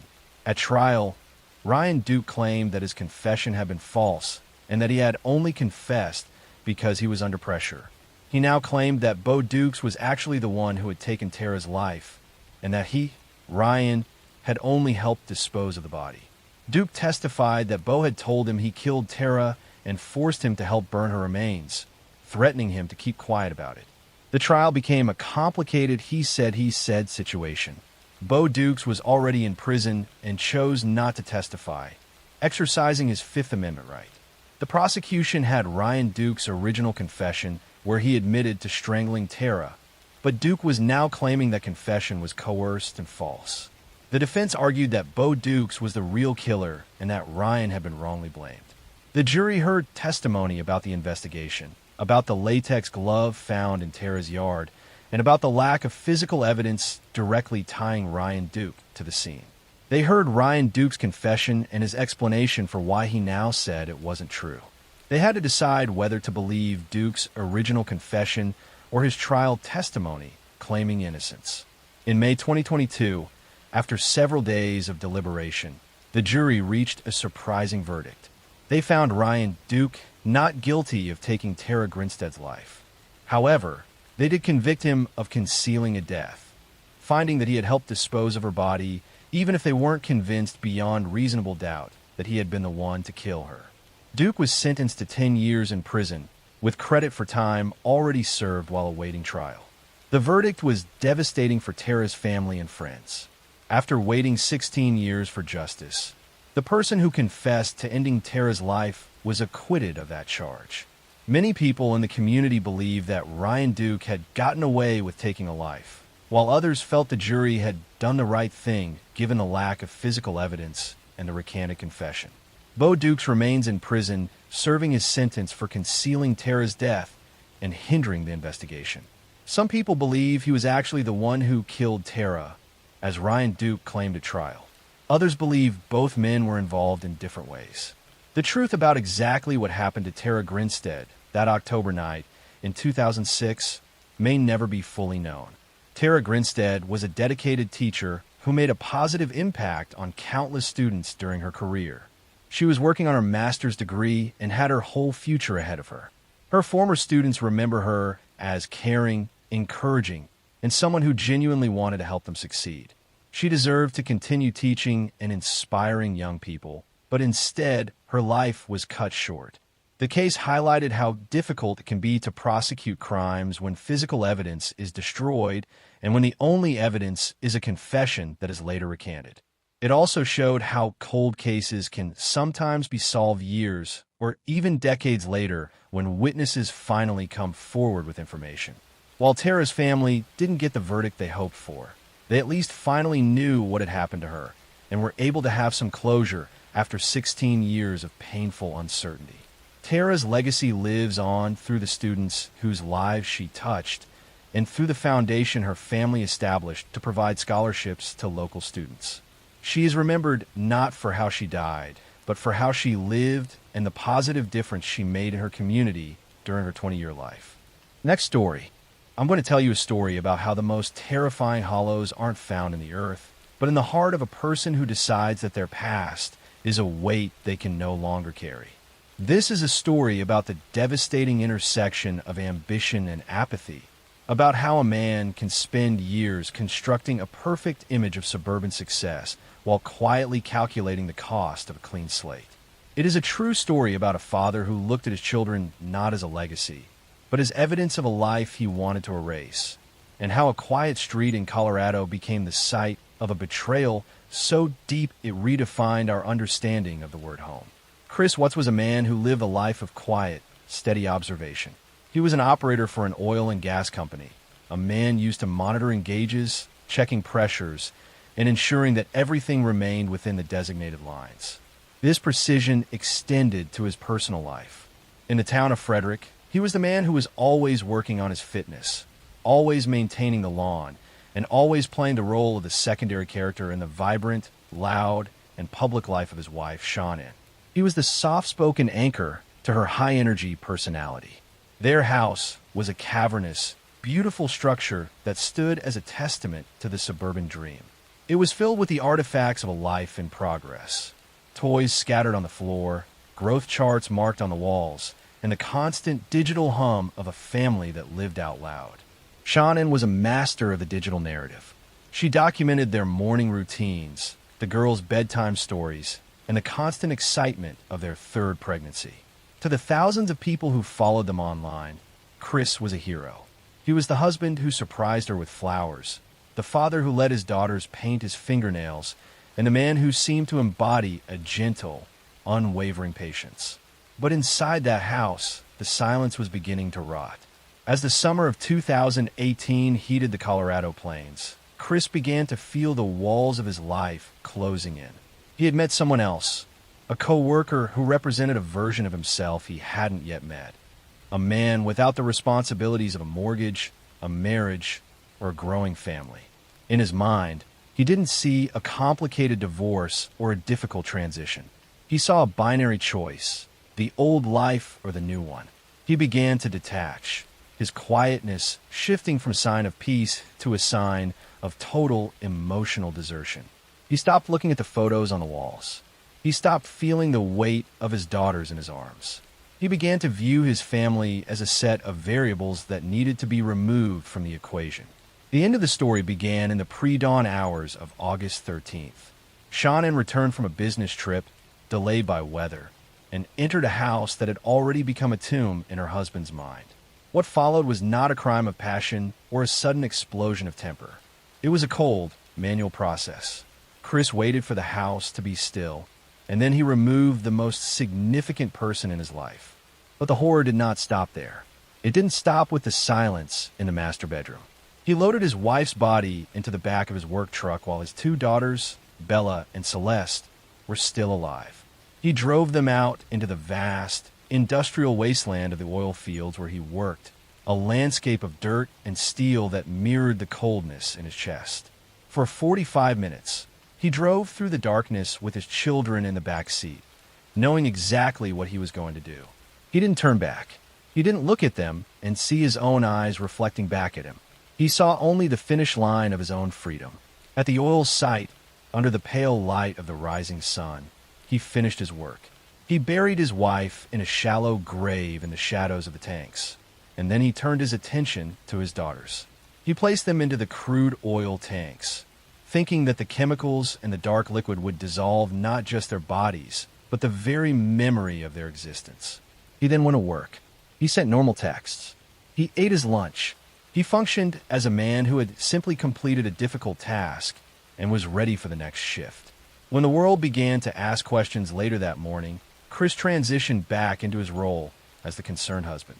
He stood on the porch in his work clothes, looking into the cameras with a steady gaze. He talked about how the house felt empty, how he just wanted them to come home, and how he couldn't understand where they could have gone. But the performance was hollow.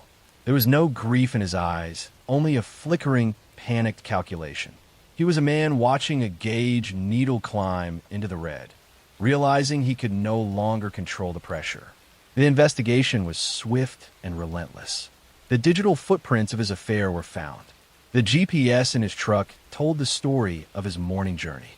The facade of the perfect father disintegrated, revealing a man who had traded the souls of his family for the chance to start over without a history.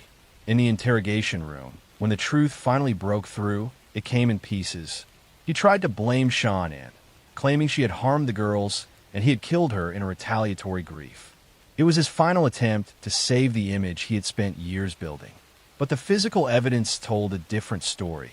A story of a man who had walked his children to their deaths without a single moment of hesitation. Chris Watts eventually pleaded guilty to avoid the death penalty. He was sentenced to 5 life sentences plus 48 years. He was sent away to a prison in another state, a place where he would be a number instead of a name, a man who would spend the rest of his days staring at the 4 walls of a cell, far from the open horizons he had killed to reach.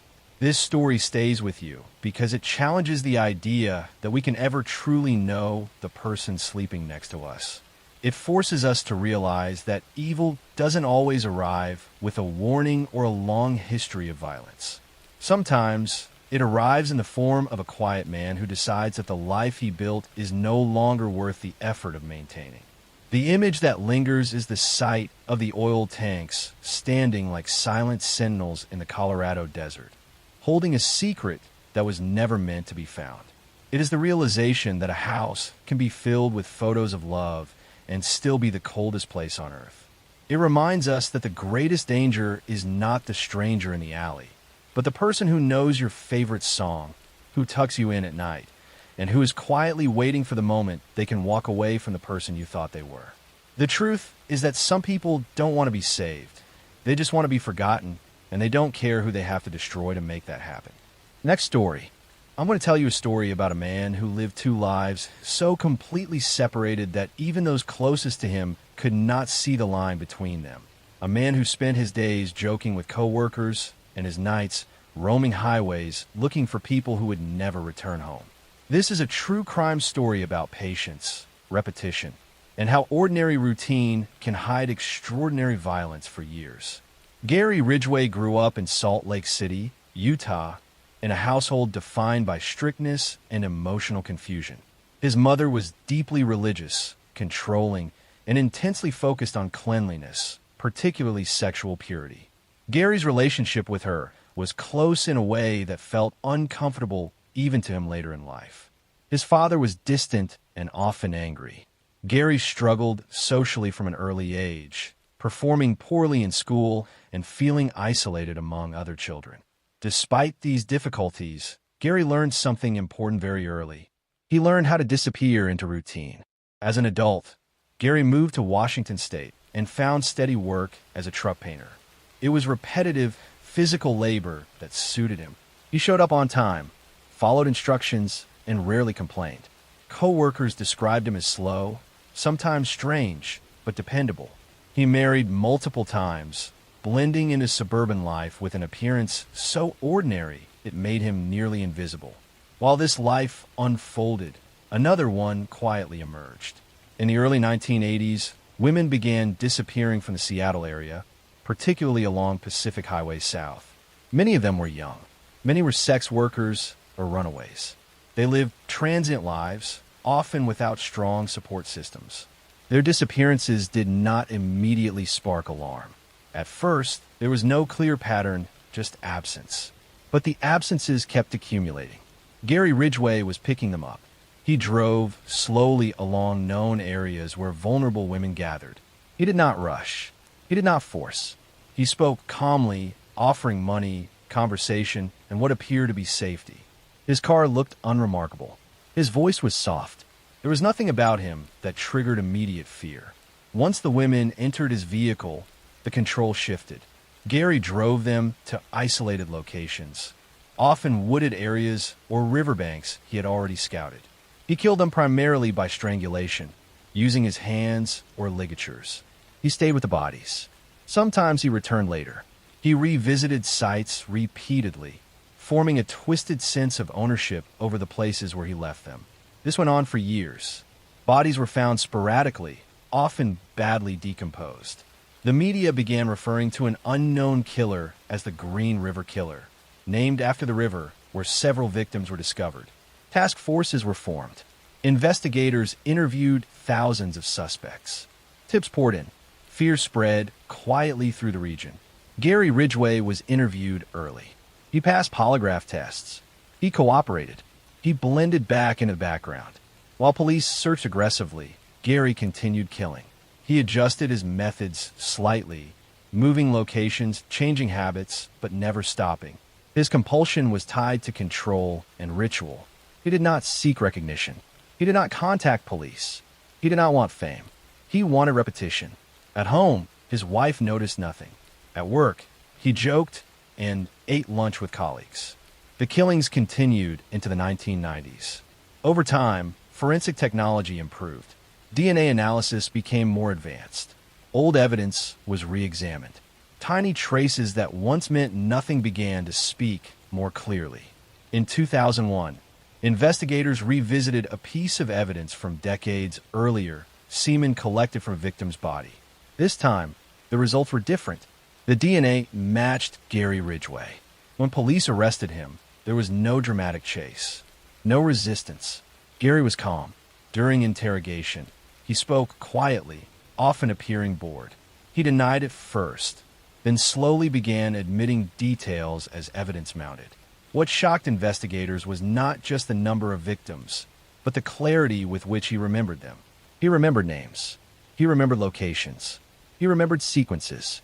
Gary Ridgway eventually confessed to murdering 49 women, though investigators believe the true number may be higher. He explained that he targeted people he believed would not be missed quickly. He spoke about killing as if describing a routine task. There was no emotional release in his voice, no visible remorse. In 2003, Gary Ridgway pleaded guilty to avoid the death penalty. He was sentenced to life imprisonment without the possibility of parole.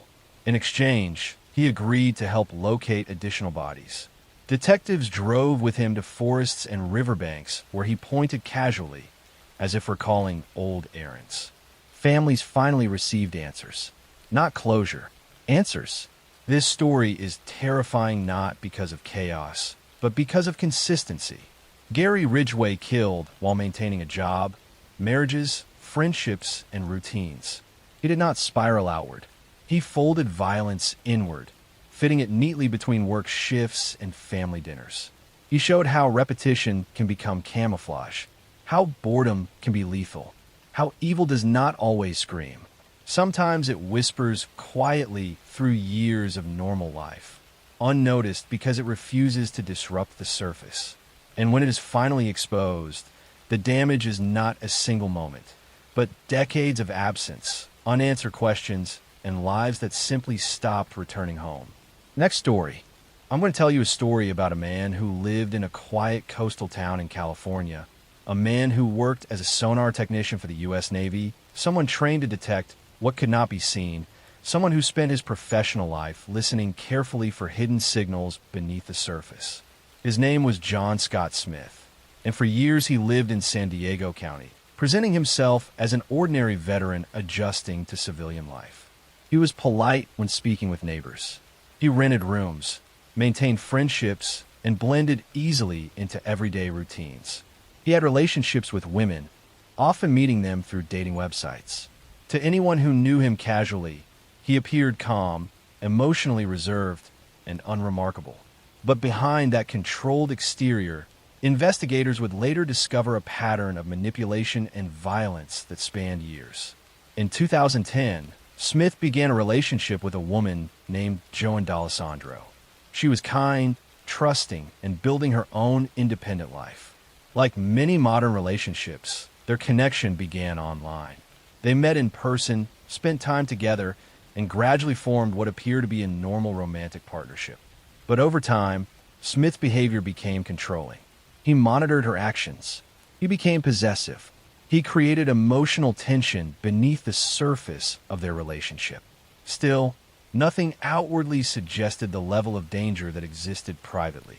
In May 2012, Joan disappeared. At first, her absence was not immediately classified as suspicious. Adults sometimes leave voluntarily. They travel. They distance themselves from relationships. But Joanne's family quickly recognized that her disappearance did not align with her personality or habits. She stopped responding to messages. She left behind belongings she would normally carry.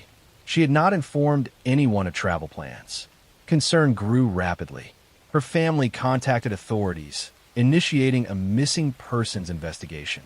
Detectives began reconstructing her last known movements.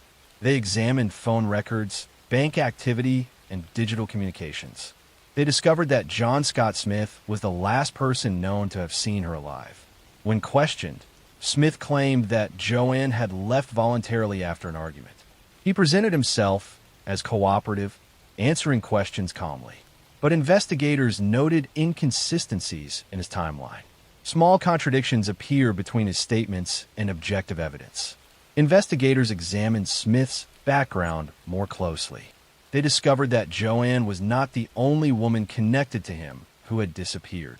Another former partner, Rebecca Zahau, had died under unusual circumstances in 2011. Her death had initially been ruled a suicide, but questions remained unanswered. Additionally, Smith's first wife had died years earlier under suspicious circumstances initially attributed to accidental drowning. Each individual case alone did not establish a clear pattern. But when viewed together, investigators saw a repeated proximity between Smith and unexplained deaths. The investigation intensified when forensic teams searched Smith's residence and vehicle. Modern forensic science allows investigators to detect microscopic traces invisible to the naked eye. Inside his vehicle, investigators discovered biological evidence linking Joanne to the interior after her reported disappearance. Soil samples and trace materials were collected. Each fragment of evidence added clarity. Digital evidence provided additional insight. Phone location records placed Smith in areas inconsistent with his stated timeline. Surveillance footage from nearby roads captured vehicle movement, aligning with investigative reconstruction. Individually, these pieces of evidence might have seemed minor. Together, they formed a consistent narrative. In 2014, Smith was arrested and charged with Joan D'Alessandro's murder. During trial, prosecutors presented a detailed reconstruction of events. They demonstrated how Smith's statements conflicted with forensic findings. They presented biological evidence recovered from his vehicle. They presented digital timelines showing his movements. They explained how his behavior following Joanne's disappearance reflected concealment rather than concern. The defense challenged interpretations of evidence, emphasizing the absence of a recovered body. But modern prosecutions do not depend solely on body recovery. Forensic science, digital tracking, and behavioral analysis can establish truth even when physical remains are never found. The jury examined the evidence carefully. They listened to forensic experts explain how trace materials are transferred and preserved. They reviewed digital records documenting movement and communication. They evaluated Smith's own statements and inconsistencies. Ultimately, they concluded that the evidence established his guilt beyond reasonable doubt. John Scott Smith was convicted of second-degree murder and sentenced to prison. Joan D'Alessandro's body has never been recovered. What makes this case especially disturbing is how effectively Smith concealed his actions for years. His military training had taught him discipline and attention to detail. His calm demeanor prevented suspicion. He understood how to appear cooperative without revealing truth. But forensic science and digital evidence revealed patterns he could not erase. Today, he remains incarcerated, his controlled public identity replaced permanently by the evidence that exposed his hidden actions. His case stands as a reminder that even when someone believes they have eliminated the most visible traces of a crime, invisible evidence remains embedded in the physical and digital world, waiting for investigators to uncover it piece by piece until the full truth emerges. Next story. I'm going to tell you a story about a man who lived in a quiet suburban neighborhood in Christchurch, New Zealand, a man who fixed televisions for a living, who spent his evenings inside a small, cluttered house, and who rarely attracted attention from anyone around him. His name was David Bain, and for years he existed on the margins of social life, someone who blended easily into the background of a city that moved calmly around him. He lived with his parents and siblings in a modest home on every street, a narrow residential road lined with ordinary houses and trimmed lawns. From the outside, the Bain household looked unremarkable. There were no visible signs that inside those walls, tensions had been building slowly over time, tensions that would eventually explode into one of the most controversial and deeply examined murder cases in New Zealand's history. David Bain was born in 1972 and grew up as the oldest son in a family of 6. His father, Robin Bain, was a former schoolteacher who had struggled professionally and financially. His mother, Margaret Bain, worked part-time and managed the household. David had 3 younger siblings, Arawa, Stephen, and Laniet. Over the years, the family experienced financial hardship. Robin had difficulty maintaining steady employment, and the family home itself had fallen into poor condition. Friends and visitors later described it as cluttered, dirty, and deteriorating, reflecting the stress and instability within the family. Despite these difficulties, David attempted to move forward with his life. He enrolled in university but struggled academically. He later returned home and began working part-time repairing televisions. His routine became predictable. He lived quietly, spoke little, and kept mostly to himself. To neighbors, the family was unusual but not alarming. There were no loud arguments heard outside the home, no visible signs of violence, just a family living in relative isolation. On the morning of June 20th, 1994, everything changed. David Bain called emergency services shortly after 7 a.m. His voice was calm but urgent. He told the dispatcher that his entire family was dead. Police arrived at the Every Street house minutes later. Inside, they discovered a scene that would shock investigators and haunt the country for decades. 5 members of the Bain family had been shot to death. Robin Bain, Margaret Bain, and 3 of their children, Arawa, Stephen, and Laniet, were all found inside the home. Each had suffered fatal gunshot wounds. David Bain was the only survivor. He told police that he had been out on his usual early morning paper route when the murders occurred. He explained that he returned home to find his family dead and immediately called for help. Investigators began examining the crime scene carefully. They documented every detail, every piece of physical evidence, every possible timeline. The weapon used in the killings was a .22 caliber rifle belonging to Robin Bain. It was found inside the house. Investigators examined fingerprints, blood spatter patterns, and the positions of the bodies. Each room told part of the story, but reconstructing the exact sequence of events proved extremely complex. In Robin Bain's room, investigators discovered something that immediately drew attention: a message typed on the family computer. It read, "Sorry, you're the only one who deserved to stay." This message became the center of intense scrutiny. The question investigators faced was simple but deeply complicated. Had Robin Bain killed his family and then himself, leaving David alive intentionally? Or had David Bain killed his family and staged the scene to appear as if his father were responsible? David Bain became the primary suspect. Investigators examined the timeline carefully. They analyzed the paper route he claimed to have been completing. They examined whether he could have committed the murders before leaving or after returning. They studied blood evidence found on his clothing. They examined gunshot residue. They analyzed the position of the rifle and the typed message. In 1995, David Bain was arrested and charged with 5 counts of murder. The trial began in 1995 and became one of the most closely watched legal proceedings in New Zealand's history. Prosecutors argued that David had both motive and opportunity. They presented forensic evidence suggesting his involvement. They argued that the computer message was staged to create the appearance of a murder-suicide. David Bain maintained his innocence. The jury ultimately found him guilty on all 5 counts. He was sentenced to life imprisonment. For the next 13 years, David Bain remained in prison. During that time, his supporters continued advocating for his innocence. They raised questions about the forensic evidence, about investigative procedures, and about alternative explanations. The case became the subject of national debate. Legal experts, journalists, and independent investigators examined the evidence in extraordinary detail. In 2007, the Privy Council in London, New Zealand's highest court of appeal at the time, reviewed the case. After examining the evidence, they ruled that significant questions existed regarding the safety of the original conviction. They ordered a retrial.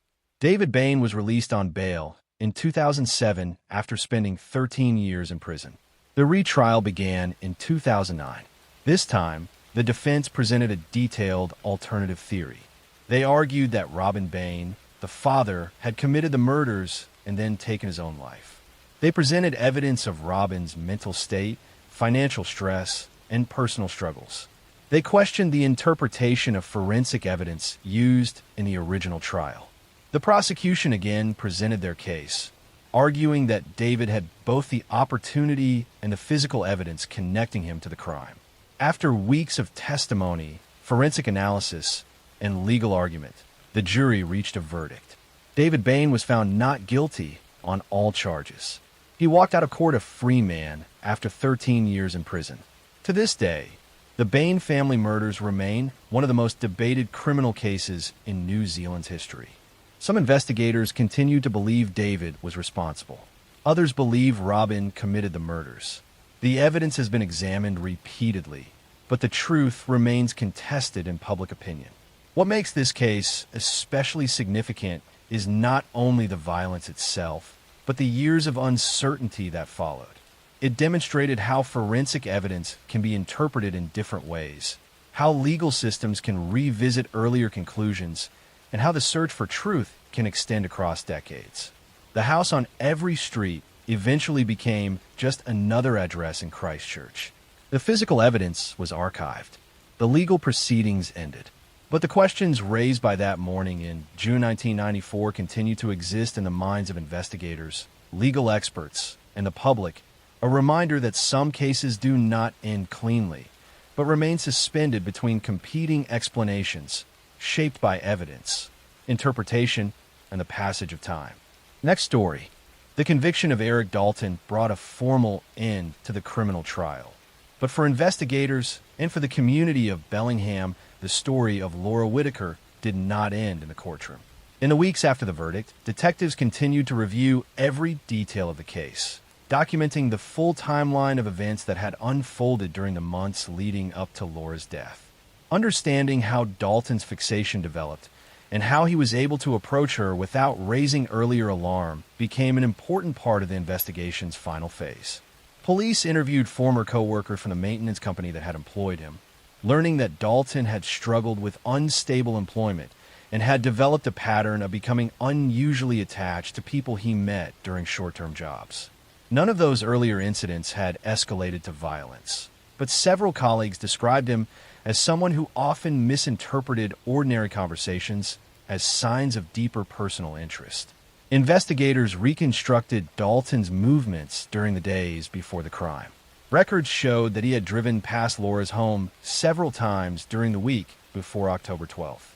Neighbors later recalled seeing the same pickup truck in the area on multiple evenings, though at the time no one had found the presence suspicious. Phone records revealed that Dalton had attempted to call Laura twice before the night of the attack, but had hung up before leaving a message. Detectives concluded that he had been watching her routine and waiting for an opportunity to approach her when she was alone. The evidence suggested that the visit to her house had not been a spontaneous decision, but something he had been considering for several days. Forensic specialists also completed a detailed examination of the crime scene evidence. The blood traces near the doorway indicated that the initial struggle had happened almost immediately after Laura opened the door. The position of the overturned chair and the scattered papers suggested that she had attempted to defend herself and move toward the interior of the house. Investigators believe that Dalton forced his way inside and attacked her during that brief confrontation. The amount of blood at the scene was limited, which explained why he had been able to move her out of the house without leaving an obvious trail that neighbors might have noticed. The analysis of fibers and soil samples taken from Dalton's truck helped confirm the route he had taken after leaving the neighborhood. Those samples matched soil from the wooded location where Laura's body was eventually discovered. As the investigation closed, Laura's colleagues at the elementary school struggled to process the loss. Students who had been in her classroom during that school year were old enough to remember her kindness and the calm way she had approached teaching. Counselors were brought into the school to help children understand what had happened in a way that was appropriate for their age. Parents organized a memorial gathering at the school playground where Laura had often supervised recess. Teachers described how she had spent hours creating creative lessons and activities for her students, often bringing extra supplies with her own money to make sure every child could participate. Laura's family chose to create a scholarship fund in her name for students who planned to become teachers. The fund was supported by contributions from the local community and from educators across the state who had heard about the case. Each year, the scholarship was awarded to a student pursuing a career in elementary education, a tribute meant to continue the work Laura had loved. For her parents and siblings, the scholarship became a way to keep her memory connected to the purpose she had dedicated her life to. The case also led local law enforcement agencies to review how reports of suspicious behavior around schools and neighborhoods were handled. Detectives noted that several small details about Dalton's behavior had existed before the crime, but had never been reported because they seemed insignificant at the time. By encouraging earlier reporting of unusual interactions or repeated appearances by unfamiliar individuals, police hoped to prevent similar situations in the future. Community meetings were held where officers spoke with residents about recognizing warning signs and sharing information when something seemed out of place. Years later, the case of Laura Whitaker remained one of the most remembered investigations in Bellingham. For the detectives who worked on it, the case served as an example of how small pieces of evidence can gradually build a clear picture of events. A neighbor noticing a parked truck, a fingerprint on a door, a few fibers in a vehicle, and a pattern of phone calls were all fragments that eventually connected to reveal the full story. Each detail alone might have seemed minor, but together they formed a chain that could not be ignored. For Laura's family, the passing years did not erase the loss, but the knowledge that the truth had been uncovered brought some measure of peace. They continued to attend the annual scholarship ceremony and speak with new students entering the teaching profession. Through those gatherings, they kept alive the memory of a teacher who had once spent her days helping children learn to read and discover the world around them.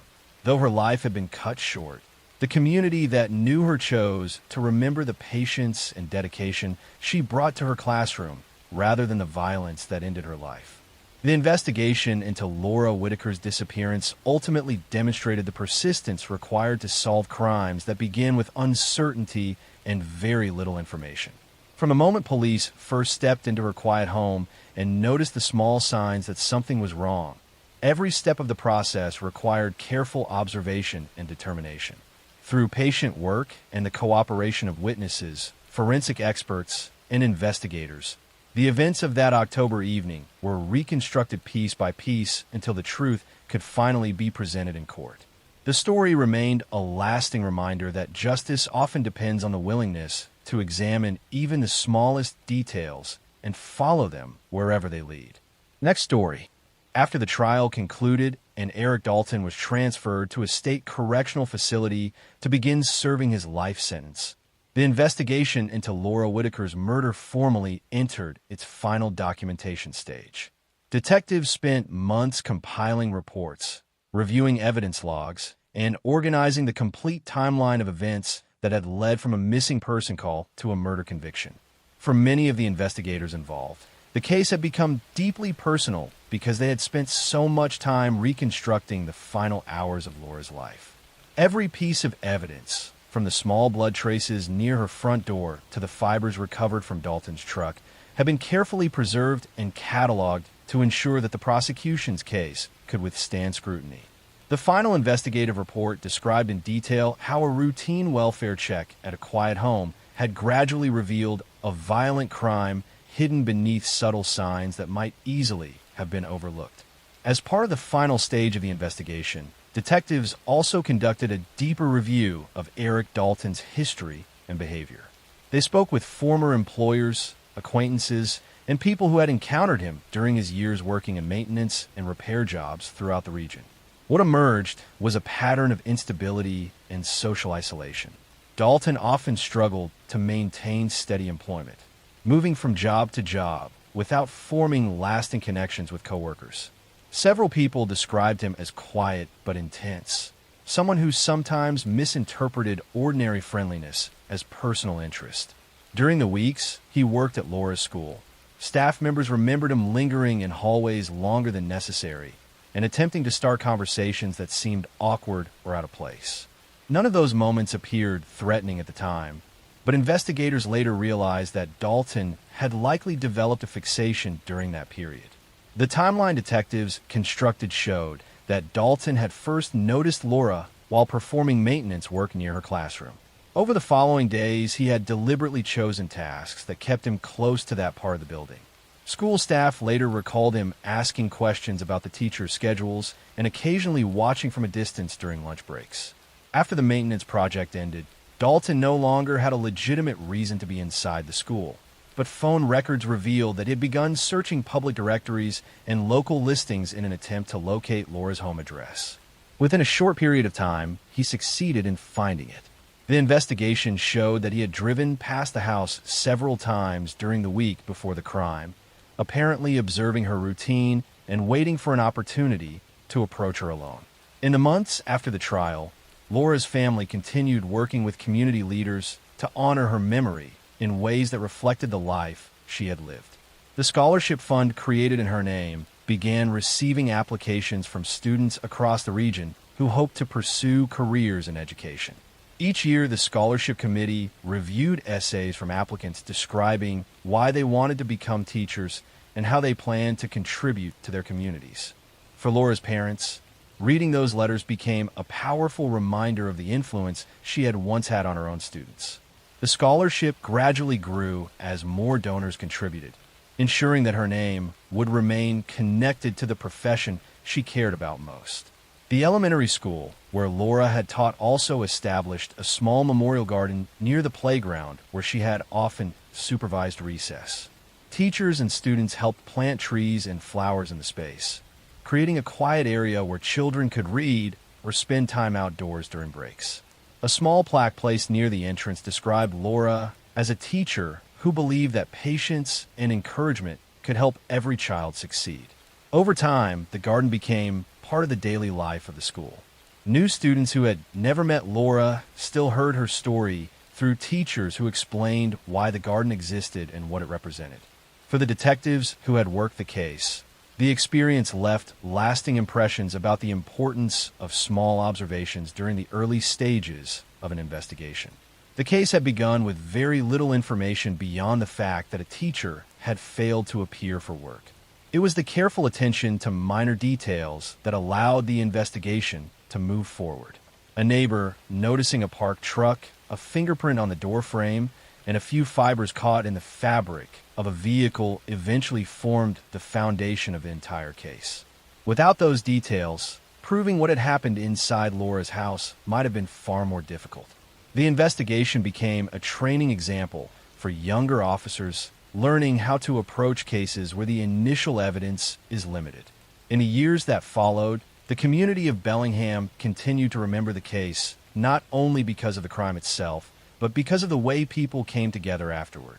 Parents, teachers, and local residents had supported the investigation from the beginning by providing information, attending community meetings, and helping search for clues during the early days of Laura's disappearance. That collective effort helped detectives piece together the timeline and maintain momentum during the investigation. It also reinforced the idea that solving crimes often requires cooperation between law enforcement and the communities they serve. Eric Dalton remained in prison, where he continued serving his life sentence without the possibility of parole. The legal process surrounding the case eventually concluded when his appeals were denied, confirming the verdict that had been reached during the trial. With the legal chapter closed, Laura's family chose to focus their attention on the scholarship program and the memorial projects that carried her name forward. Each year, when new teachers graduated from local universities, some of them supported by the scholarship, the family was reminded that Laura's influence had extended far beyond the classroom where she once taught. The story that began with a quiet October evening and a missing teacher ultimately became a lesson in persistence, careful investigation, and the enduring impact of one person's life on a community. Although the crime had brought tragedy, the response that followed showed how determination and cooperation can uncover the truth and ensure accountability. For those who knew Laura Whitaker, the most important legacy was not the investigation or the trial, but the memory of a teacher who had devoted herself to helping children learn, a commitment that continued through the lives of students and educators who carried her influence forward long after the case was solved. Next story. I'm going to tell a story about a crime that began with the sudden disappearance of a young office worker on an ordinary weekday afternoon. A case that confused investigators for weeks before a small piece of overlooked evidence slowly revealed the truth behind a carefully hidden murder. In the summer of 2002, the city of Fort Collins, Colorado was experiencing the steady growth that had turned it into a busy but still comfortable place to live. College students filled the streets near the university, while professionals working in nearby businesses commuted through the downtown district every morning. Among them was 29-year-old administrative assistant Hannah Collins. She worked for a small engineering firm located in a 3-story office building near the center of town. Hannah had worked there for almost 4 years and was known as someone who kept her schedule organized and predictable. Every weekday, she arrived at the office shortly before 8:30, spent the day managing appointments and paperwork for several engineers, and usually left around 5 in the afternoon. After work, she often stopped at a nearby grocery store or cafe before heading back to the apartment she shared with a roommate. On Tuesday, July 16th, Hannah followed that same routine. Co-workers later told investigators that nothing about her behavior that day seemed unusual. She answered calls, organized files, and spoke with several clients over the phone. Shortly before 5, she shut down her computer and told a co-worker she was heading home. Security cameras in the building showed her walking through the lobby and out to the parking lot at 5:07 p.m. She climbed into her small sedan and drove away. That moment would become the last confirmed sighting of her alive. When Hannah did not arrive home later that evening, her roommate initially assumed she had gone out with friends. But as the night passed and several calls went unanswered, concern began to grow. By the following morning, when Hannah also failed to appear at work, the roommate contacted police. A missing person investigation began almost immediately. Detectives started by retracing Hannah's route after leaving the office. Traffic cameras showed her car traveling along the road that normally led toward her apartment. But after passing through one intersection, her vehicle suddenly turned in the opposite direction, heading toward a quieter commercial district. Investigators could not immediately explain why she would go there. 2 days later, her car was discovered parked behind a closed auto repair shop in that same district. The vehicle was locked and appeared undisturbed from the outside. Inside, however, investigators noticed several unusual details. Hannah's purse was on the passenger seat, and her phone was sitting in the cup holder. Most people do not abandon both items if they plan to go somewhere voluntarily. Forensic technicians carefully processed the car. Using specialized lighting, they discovered a faint smear of blood along the edge of the driver's side door. Laboratory testing later confirmed the blood belonged to Hannah. The case quickly shifted from a missing person investigation to a suspected homicide. Detectives began examining people connected to Hannah's life. Co-workers described her as friendly and professional. Financial records showed no serious problems. Friends said she had not mentioned any threats or conflicts. For several days, the investigation produced very few leads. Then a mechanic who worked in the area where Hannah's car had been found contacted police with a possible clue. He explained that on the evening Hannah disappeared, he had seen a dark color van parked near the repair shop around 5:30. He remembered the van because the driver appeared to be standing near another vehicle in the lot, though he had not paid much attention at the time. Detectives began searching for surveillance cameras in the surrounding area that might have captured the van. After reviewing footage from nearby businesses, they located a recording from a gas station that showed a similar van passing through an intersection only minutes after Hannah's car had turned toward the commercial district. The license plate was partially visible.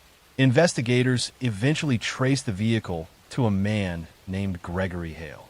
Hale was 41 years old and worked as a delivery driver for a regional supply company. When detectives looked deeper into his records, they discovered that he had made several deliveries to the engineering firm where Hannah worked. Co-workers later confirmed that Hale had visited the office building multiple times during the previous months. Detectives asked Hale to come in for questioning. During the interview, he acknowledged delivering packages to the office, but claimed he barely knew Hannah and had not seen her recently. He also said he had been working in a different part of town the evening she disappeared. However, investigators soon discovered inconsistencies in his timeline. GPS records from the delivery van showed that Hale had stopped near the auto repair shop for nearly 15 minutes at approximately the same time Hannah's car had been seen turning into the area. When detectives asked why he had stopped there, Hale said he had simply pulled over to check a delivery address on his phone. The explanation did not convince investigators. A search warrant was issued for the van. Inside, forensic technicians discovered several strands of hair caught in the fabric near the passenger seat, along with small fibers that did not belong to Hale. Laboratory testing later confirmed the hair matched Hannah's DNA, with the evidence connecting his vehicle directly to the missing woman. Hale was brought in for a second interrogation. Detectives carefully laid out the forensic results and the timeline, placing his van near Hannah's car that evening. After hours of questioning, his story began to collapse. Eventually, Hale admitted that he had seen Hannah leaving her office building and followed her car through several streets before approaching her in the parking lot behind the repair shop. Investigators believe he had become fixated on her during his delivery visits to the office. The confrontation quickly turned violent. According to Hale's confession, Hannah fought back during the attack, which explained the blood evidence found at her car and the hair discovered in the van. After several hours of questioning, he finally revealed where he had taken her. Detectives followed him to a remote wooded area nearly 40 miles outside Fort Collins, where a shallow grave had been hidden beneath branches and loose soil. The remains found at the site were later confirmed to be Hannah Collins. The case went to trial the following year. Prosecutors presented a detailed reconstruction of the crime. Traffic camera footage showed Hannah's unexpected turn toward the commercial district. GPS records placed Hale's van at the same location. Forensic experts explained how the hair and fiber evidence connected his vehicle directly to the attack. The defense attempted to argue that the confrontation had been sudden and unplanned, but prosecutors emphasized the deliberate steps Hale took afterward to hide the body and clean his van. After deliberating, the jury returned a verdict of guilty. Gregory Hale was sentenced to life in prison without the possibility of parole. For Hannah Collins's family, the conviction brought some measure of closure after months of uncertainty and grief. Next story. I'm going to tell you a story that began in a quiet suburb of Perth, Western Australia, in the early 1990s.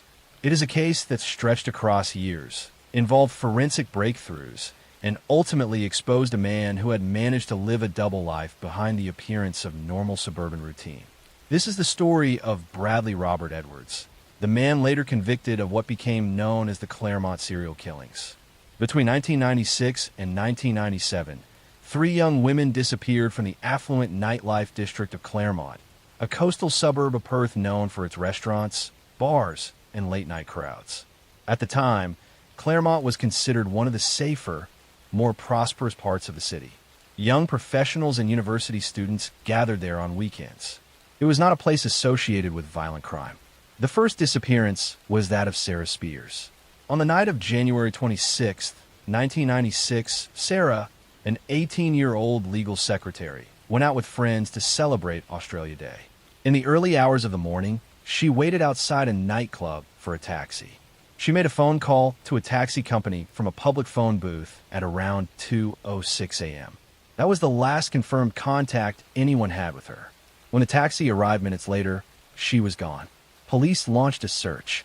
Friends and family hoped she had left voluntarily. But as days passed, it became clear something was wrong. There were no financial transactions, no phone activity, no sign of movement. She had vanished within minutes in a public area.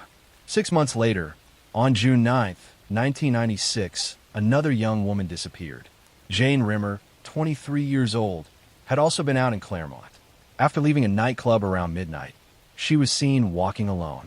She never arrived home. This time, the fear in the community deepened. 2 young women had disappeared under similar circumstances, both after nights out in the same suburb. Then, in March 1997, the third disappearance occurred. Sierra Glennon, 27, had been out with friends in Claremont on March 14th. In the early morning hours, she left the club district. She too vanished. Now the pattern was undeniable. Western Australia police formed a major task force. Roadblocks were set up in and around Claremont on weekend nights. Undercover officers patrolled the streets. The media followed the story intensely. Parents warned their children. Taxi services were scrutinized. Rumors circulated constantly. In 1996, months after her disappearance, Jane Rimmer's body was found in bushland in Wellard, south of Perth. In 1997, Sierra Glennon's body was discovered in similar bushland in Eglinton, north of Perth. Sarah Spears' body was never found. For years, the case remained unsolved. Investigators collected thousands of tips. More than 100,000 documents accumulated in the case files. Suspects were interviewed and cleared. The investigation spanned decades. Public frustration grew. Families of the victims endured year after year without answers. But forensic science was advancing. During the 1990s, DNA technology was still developing. Samples collected from Sierra Glennon's body were preserved carefully. As DNA analysis improved in the 2000s, forensic scientists re-examined the evidence. Eventually, they identified a male DNA profile linked to the crime scenes. That profile was entered into national databases. In 2016, a breakthrough occurred. The DNA matched a man named Bradley Robert Edwards. Edwards was born in 1968 and had lived in Perth for years. He worked for Telstra, a telecommunications company. His job involved installing and maintaining communication systems. It gave him mobility across suburbs. He was married and appeared to live a quiet life. Investigators discovered that Edwards had a prior conviction for a violent assault in 1988, involving the abduction and sexual assault of a teenage girl in Huntingdale, a suburb of Perth. In that case, he had grabbed the girl off the street, assaulted her, and released her. He had pleaded guilty and served time. Despite that prior conviction, he had later secured employment and lived without attracting further public suspicion. In 2016, after confirming the DNA match, police began surveillance. They collected discarded items to verify the DNA link. Once confirmed, Bradley Robert Edwards was arrested in December 2016 and charged with the murders of Jane Rimmer and Sierra Glennon and the abduction of Sarah Spears. The trial began in 2019 and lasted many months. Because of the complexity of the evidence, it was conducted before a judge alone, without a jury. Prosecutors presented detailed forensic testimony. DNA from Sierra Glennon's body was linked directly to Edwards. Fibers from his Telstra uniform were matched to fibers found on one of the victims. Vehicle evidence suggested he had access to cars consistent with witness descriptions from the time. The court also heard evidence about Edwards' movements, employment records, and his past violent offense. The prosecution argued that he had used his familiarity with the area and his vehicle access to abduct the women quickly from Claremont's nightlife strip. In September 2020, the judge delivered the verdict. Bradley Robert Edwards was found guilty of the murders of Jane Rimmer and Sierra Glennon, and guilty of the abduction of Sarah Spears.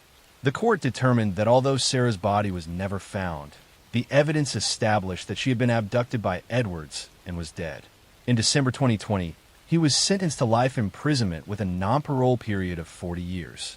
For the families, the verdict brought a measure of resolution after more than 2 decades of uncertainty. The Claremont community, which had lived under fear in the late 1990s, finally had answers. What makes this case particularly significant is how long it took to solve. It demonstrates the importance of preserving forensic evidence, even when immediate answers are not possible. It also highlights how offenders can appear outwardly ordinary while concealing violent behavior. Claremont today is once again a busy nightlife district. Restaurants are full. Music plays from bars on weekends. But for those who remember the years between 1996 and 1997, the disappearances of 3 young women changed the suburb permanently. Through careful evidence preservation, evolving DNA technology, and persistent investigation, the case was ultimately solved. It stands as a reminder that even after decades, science and determination can bring clarity to crimes that once seemed destined to remain unanswered. Next story. I'm going to tell you a story about a woman who trusted the system, trusted the people around her, and trusted that if something went wrong, someone would notice. This is a true crime story about patience, control, and how a murderer can hide behind routine and politeness for years while an entire life quietly collapses around him. In the early 2000s, in the quiet suburbs of California, Elaine O'Hara lived a life that appeared fragile but functional. She was intelligent, introspective, and deeply private. Elaine struggled with mental health issues, including depression, but she also had a rich inner world. She loved writing, walking near water, and spending time alone. She was someone who thought deeply and trusted selectively. Those close to her knew she had moments of darkness, but they also knew she was thoughtful and gentle, not reckless or impulsive. Elaine did not crave chaos. She craved connection. During this time, she met a man named Graham Dwyer through an online forum. Graham presented himself as confident, successful, and emotionally steady. He worked as an architect, had a stable career, and lived what appeared to be a disciplined, respectable life. He was married. He had children. From the outside, Graham looked like someone rooted firmly in reality. What Elaine did not see immediately was how carefully Graham controlled the version of himself he showed to others. Their conversations began slowly. They talked about ideas, emotions, personal struggles. Graham listened closely. He asked questions. He mirrored her thoughts. He gave Elaine the feeling of being truly seen. Over time, the dynamic shifted. Graham introduced darker themes into their conversations. Power, submission, fantasy.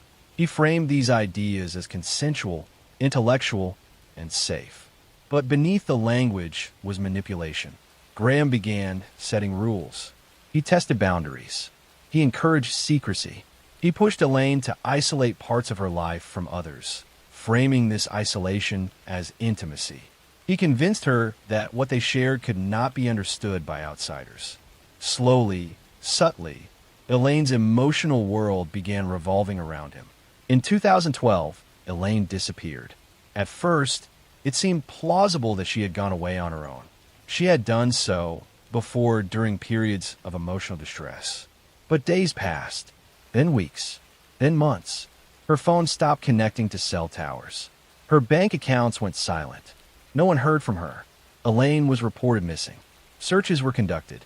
Investigators examined her habits, her journals, her online activity. They found writings that spoke about emotional pain, but also plans for the future. There was nothing indicating a final goodbye, nothing indicating she intended to vanish permanently.